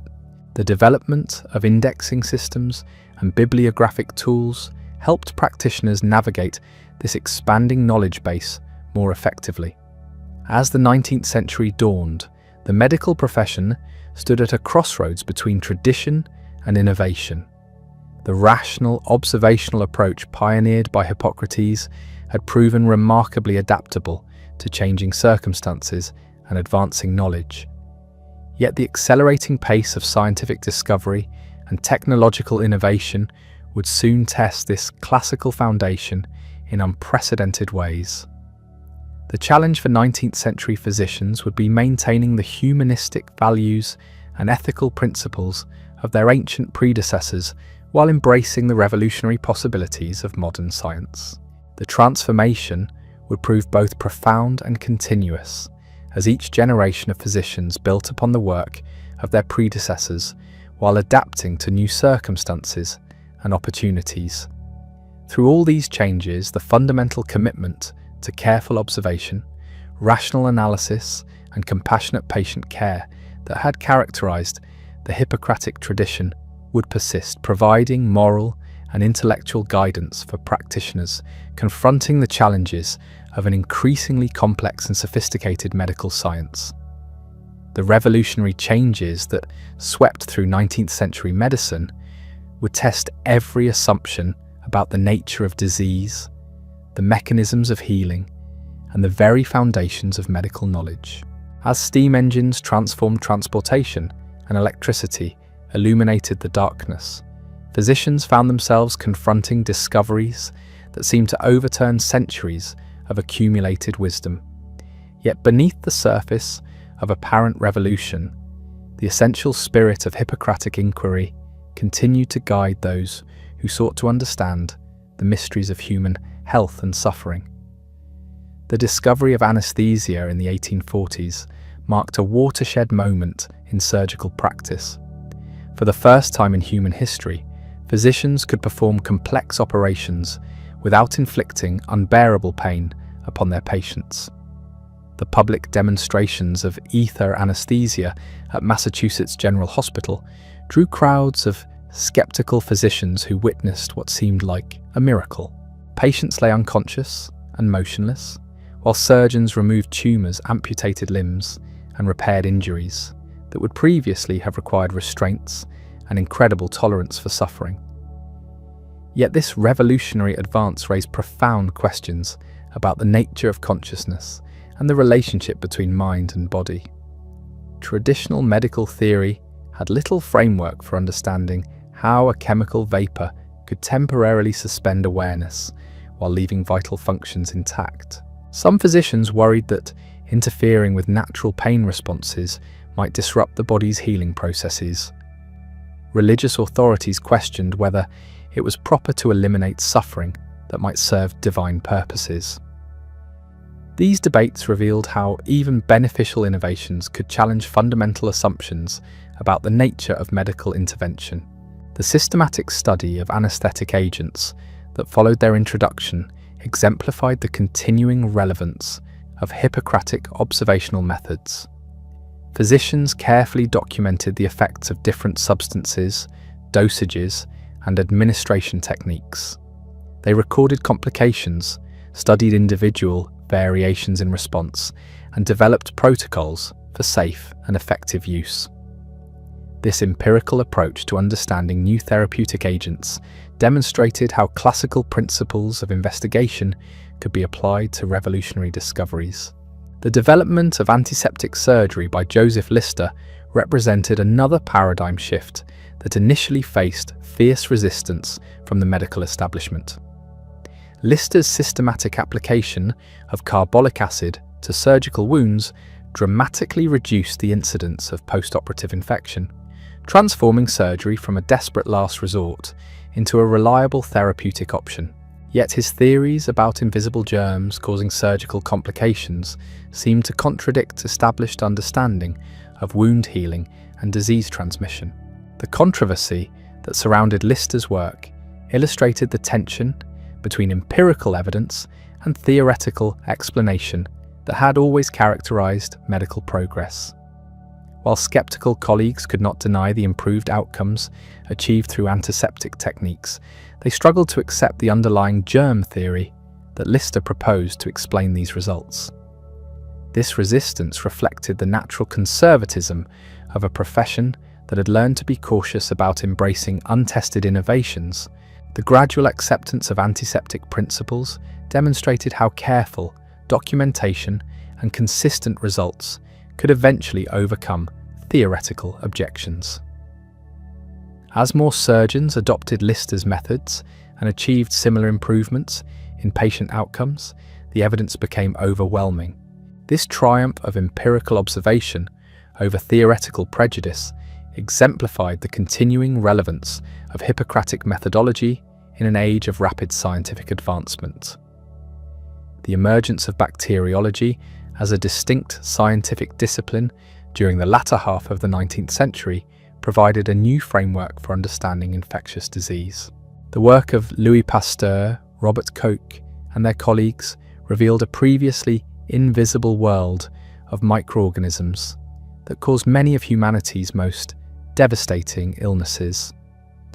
For the first time, physicians could observe the actual agents of disease under the microscope and study their behavior in laboratory cultures. This microbiological revolution validated ancient observations about the contagious nature of certain diseases while providing precise explanations for phenomena that had previously been mysterious. The Hippocratic emphasis on environmental factors in disease causation found new support in the discovery that specific microorganisms thrived under particular conditions of temperature, humidity, and sanitation. Classical recommendations for isolation of infectious patients gained scientific credibility through understanding of bacterial transmission mechanisms. The development of specific bacteriological techniques created new possibilities for diagnosis and treatment. Physicians could now identify the exact organism causing a patient's illness, rather than relying solely on clinical symptoms. This precision in diagnosis enabled more targeted therapeutic interventions and more accurate prognoses. The microscope became as essential to medical practice as the stethoscope, extending the physician's ability to observe pathological processes beyond the limits of unaided human senses. The discovery of vaccination principles through Pasteur's work with attenuated bacterial cultures provided a scientific foundation for immunization that had been lacking since Jenner's empirical observations. By understanding how exposure to weakened pathogens could stimulate protective immunity, physicians could develop vaccines against multiple diseases rather than relying on chance discoveries. This systematic approach to prevention represented a significant advance over earlier empirical methods, while maintaining their essential commitment to protecting health through natural biological processes. The growth of public health as a distinct medical discipline during this period reflected the broader application of bacteriological knowledge to entire populations. Physicians trained in the new microbiology could identify sources of epidemic disease, trace patterns of transmission, and implement control measures based on scientific understanding rather than traditional assumptions. This population-based approach to medicine extended Hippocratic environmental theories through more precise knowledge of disease causation. The establishment of public health departments in major cities created new institutional frameworks for applying medical knowledge to community welfare. These organizations employed physicians who specialized in preventing disease rather than treating individual patients. Their work in improving sanitation, ensuring safe water supplies, and controlling infectious disease outbreaks demonstrated how medical expertise could be applied to protecting entire populations, rather than just individual patients seeking care. The development of medical laboratory science during this period transformed diagnostic capabilities in unprecedented ways. Physicians could now analyze blood, urine, and other bodily fluids with chemical precision, detecting abnormalities that were invisible to clinical examination alone. These laboratory techniques provided objective measurements that supplemented subjective clinical observations, enhancing diagnostic accuracy while maintaining the importance of bedside assessment. The integration of laboratory findings with clinical observations required new skills and approaches to patient evaluation. Physicians needed to learn how to interpret numerical data alongside traditional physical signs and symptoms. This synthesis of quantitative and qualitative information represented an evolution of Hippocratic diagnostic methods, rather than a replacement of them. The most effective practitioners learned to combine laboratory precision with clinical wisdom gained through experience with patients. The emergence of specialized medical fields during the 19th century reflected both the growth of medical knowledge and the increasing complexity of therapeutic interventions. Physicians began to focus their practices on particular organ systems, patient populations, or types of disease. This specialization enabled more intensive study of specific medical problems, while raising concerns about fragmentation of patient care. The development of ophthalmology as a distinct specialty illustrated both the benefits and challenges of medical specialization. Physicians who devoted themselves exclusively to eye diseases could develop extraordinary expertise in diagnosis and treatment of visual problems. They created specialized instruments, techniques, and treatments that would have been impossible for general practitioners to master. Yet this focused expertise came at the cost of broader medical knowledge and comprehensive patient assessment. The growth of surgical specialization followed similar patterns, with surgeons developing expertise in operations on specific organ systems or anatomical regions. These specialists achieved remarkable technical proficiency in their chosen areas while sometimes losing the broader perspective that characterized traditional medical practice. The challenge for medical education became maintaining the holistic approach to patient care that had always characterized the Hippocratic tradition while accommodating the need for specialized technical expertise.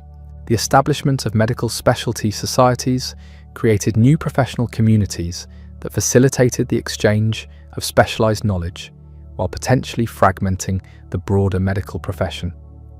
These organizations provided forums for discussing specialized techniques and sharing experience with particular types of cases. They also established standards for training and certification in specialized fields, ensuring competence while potentially creating barriers between different areas of medical practice.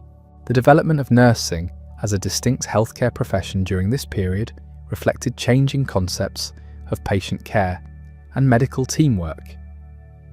The work of Florence Nightingale and her colleagues transformed nursing from an informal activity performed by untrained attendants into a systematic discipline with its own educational requirements and professional standards.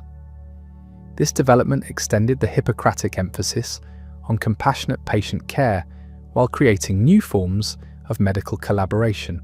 The statistical analysis of patient outcomes that Nightingale pioneered during the Crimean War demonstrated how quantitative methods could reveal patterns invisible to individual observation. Her documentation of mortality rates, disease incidence, and environmental factors provided compelling evidence for the importance of sanitation and nursing care in patient recovery.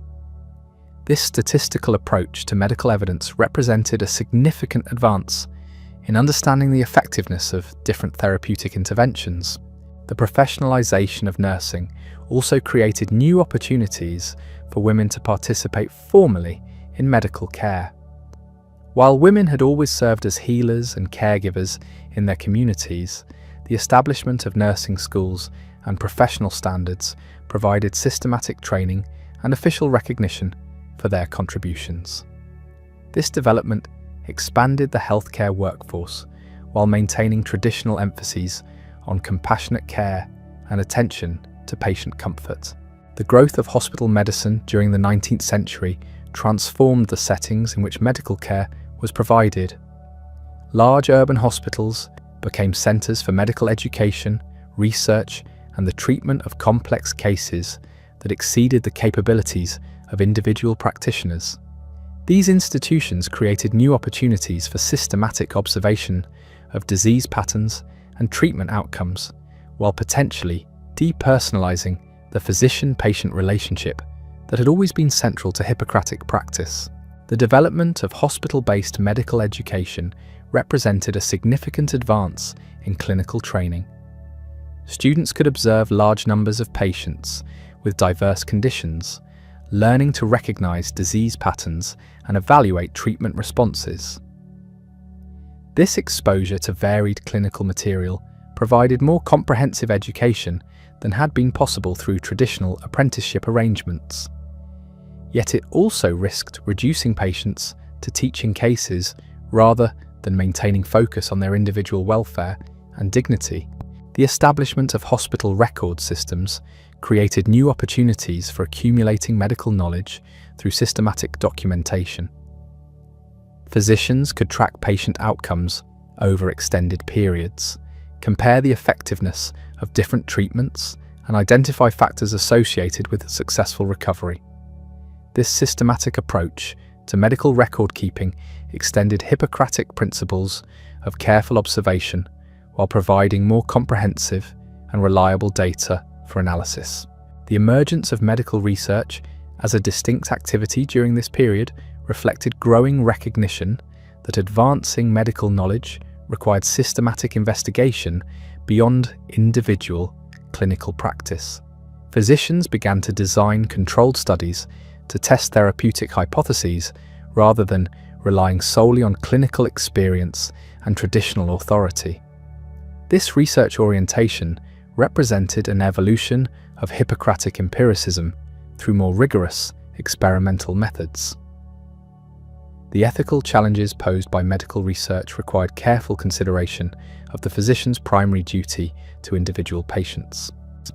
Researchers needed to balance the potential benefits of advancing medical knowledge against the risks imposed on study participants. This tension between individual and collective welfare had always existed in medicine, but became more acute as research methods became more systematic and potentially invasive. The development of medical journals as vehicles for sharing research findings created new forms of professional communication and accountability. Physicians could publish their observations and techniques for review by colleagues, subjecting their work to critical evaluation by the broader medical community.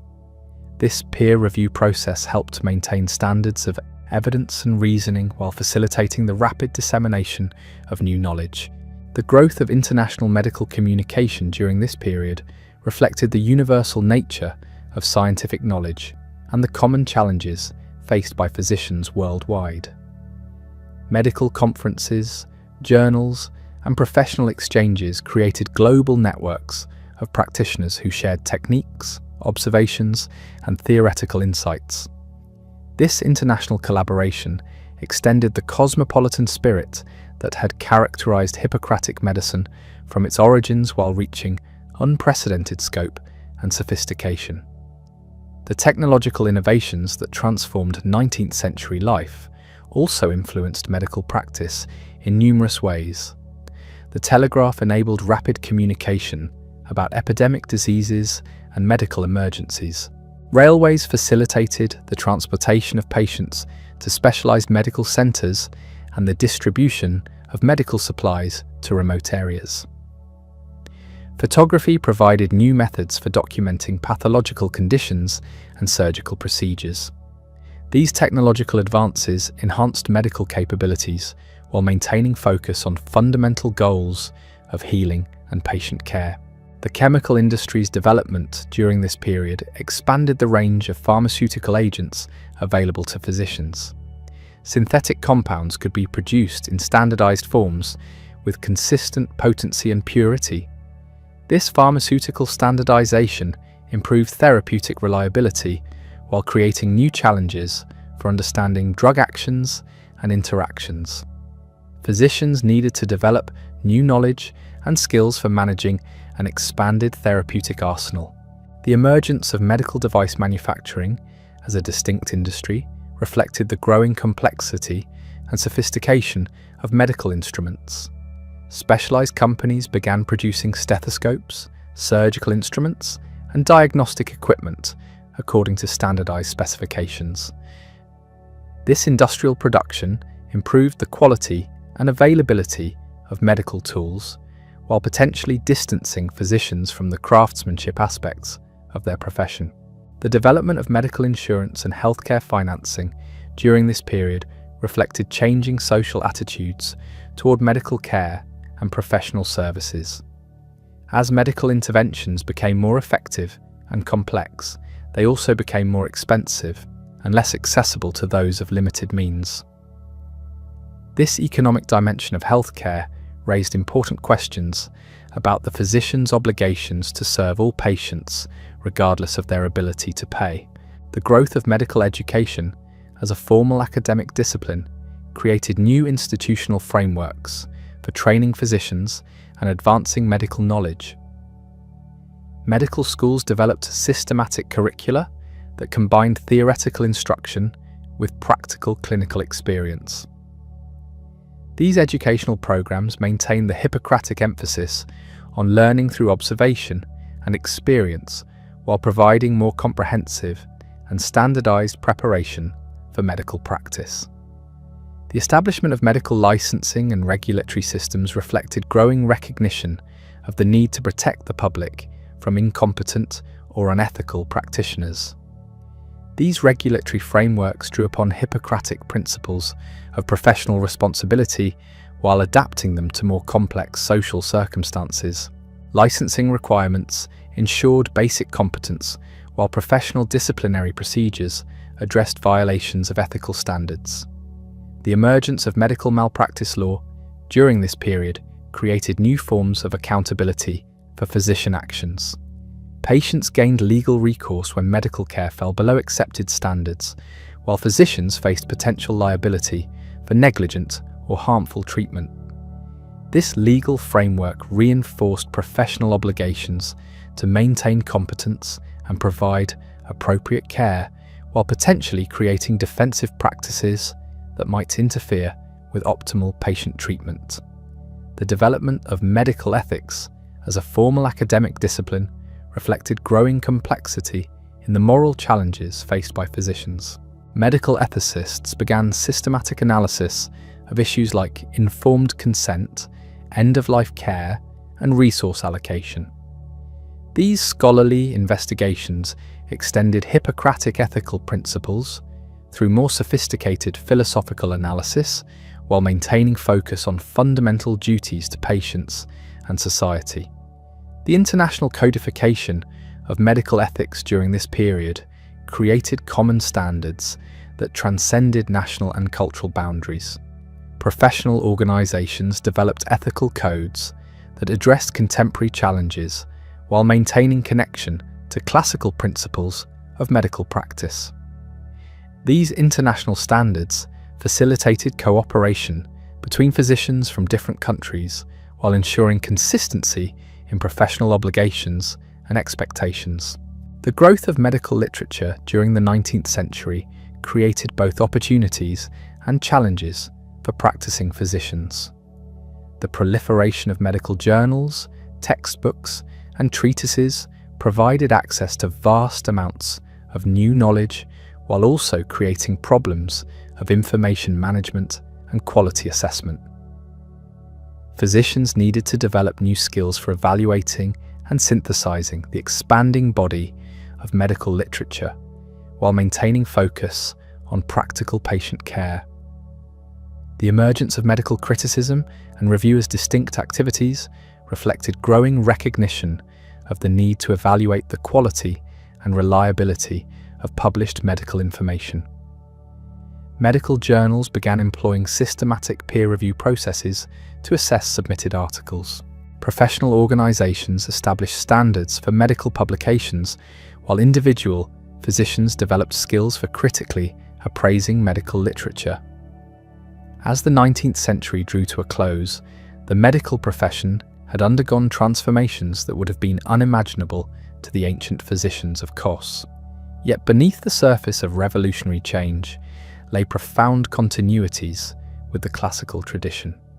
The commitment to careful observation, rational analysis, and compassionate patient care that had characterized Hippocratic medicine remained central to professional identity and practice. The challenge for 20th century physicians would be maintaining these fundamental values while embracing even more dramatic advances in scientific knowledge and technological capability.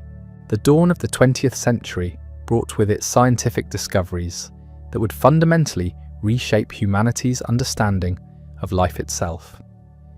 As physicians stood on the threshold of a new era, they carried with them the accumulated wisdom of 2.5 millennia, yet faced challenges that would test every assumption about the nature of health, disease, and healing. The ancient oath sworn in the sacred groves of Kos would guide them through discoveries that would make the impossible seem routine and transform medicine from an art of careful observation into a science of molecular precision.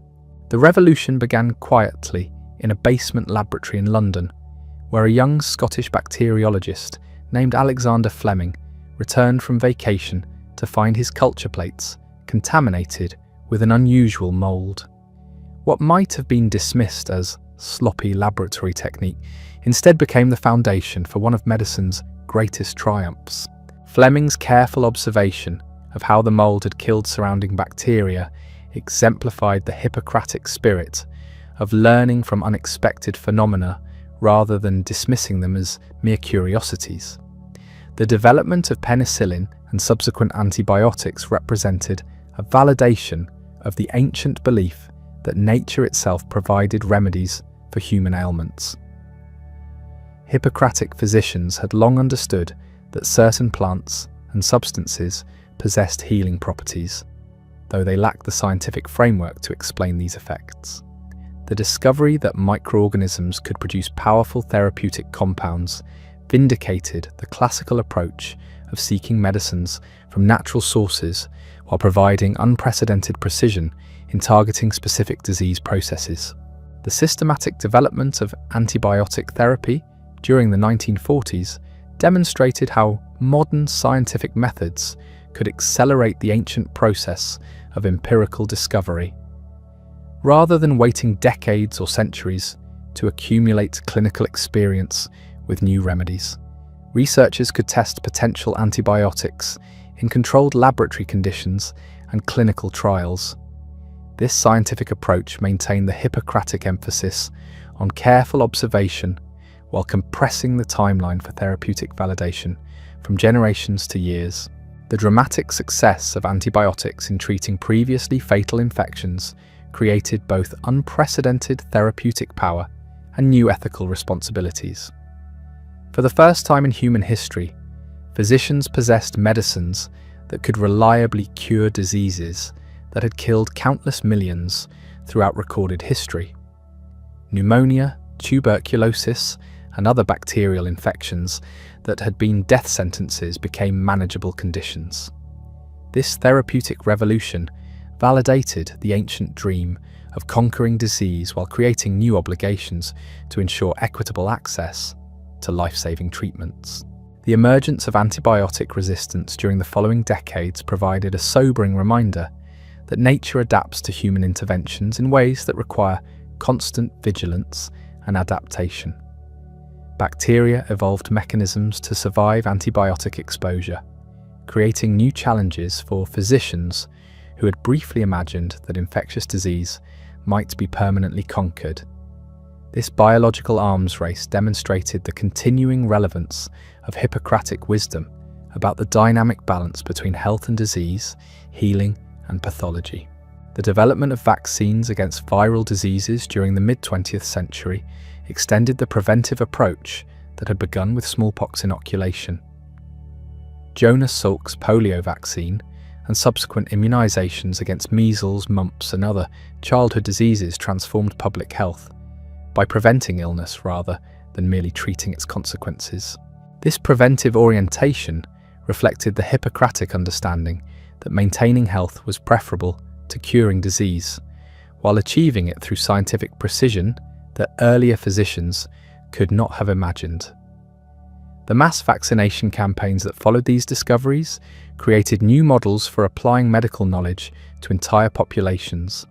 Public health authorities coordinated efforts to immunize millions of children against preventable diseases, demonstrating how individual therapeutic discoveries could be scaled up to protect communities. These population-based interventions required careful organization and systematic implementation that extended Hippocratic public health principles through modern administrative capabilities. The virtual elimination of diseases like polio from entire continents represented one of medicine's greatest triumphs, while creating new challenges for maintaining vigilance against threats that younger physicians had never encountered. The success of vaccination programs meant that many doctors trained in the latter half of the 20th century never saw cases of diseases that had terrorized earlier generations. This epidemiological transition required new approaches to medical education and public health preparedness. The discovery of DNA structure by Watson and Crick in 1953 opened entirely new vistas for understanding the fundamental mechanisms of life and disease. For the first time, physicians could examine the molecular basis of heredity and begin to comprehend how genetic information determined individual susceptibility to illness. This molecular revolution provided scientific foundations for observations that Hippocratic physicians had made about familial patterns of disease, while revealing complexity that ancient healers could never have imagined. The development of genetic testing during subsequent decades created unprecedented opportunities for predicting and preventing disease before symptoms appeared. Physicians could now identify individuals at risk for hereditary conditions decades before clinical manifestations developed.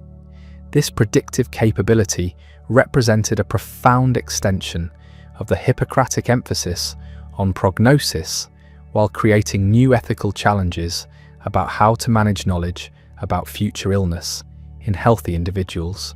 The emergence of genetic counseling as a medical specialty reflected the need for specialized expertise in communicating complex probabilistic information about disease risk.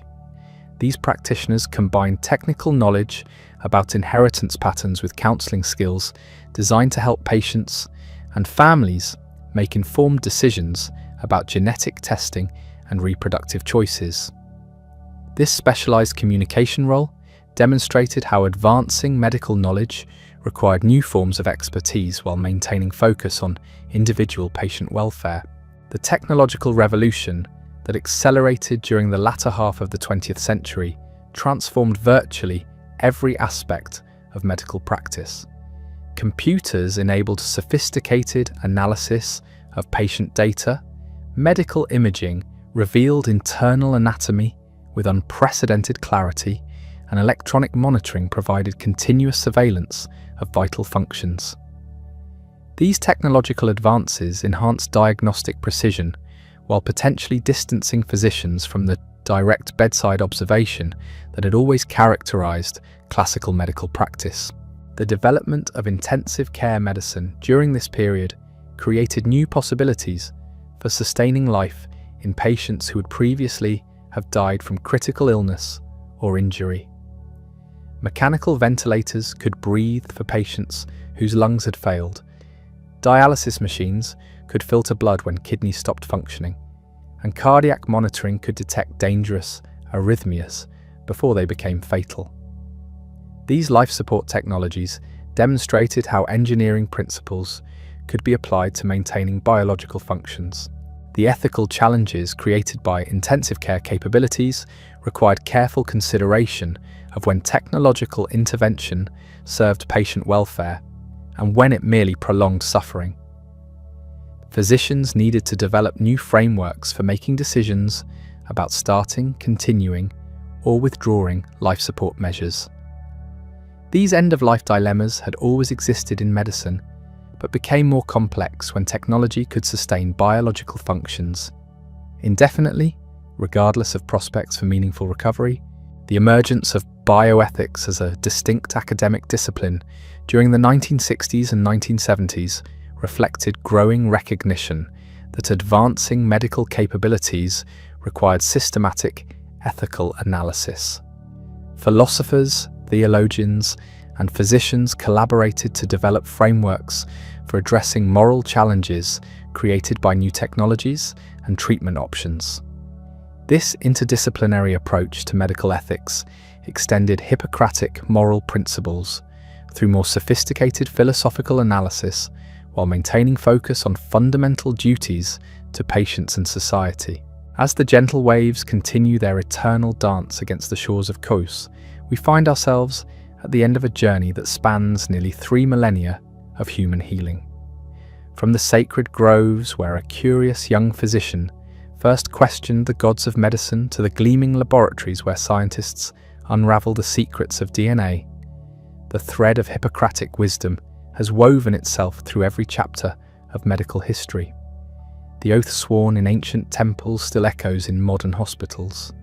The careful observations made by candlelight still guide physicians using the most advanced technologies, and the fundamental commitment to healing rather than harming remains as relevant today as it was when Hippocrates first walked among his patients on this small Greek island.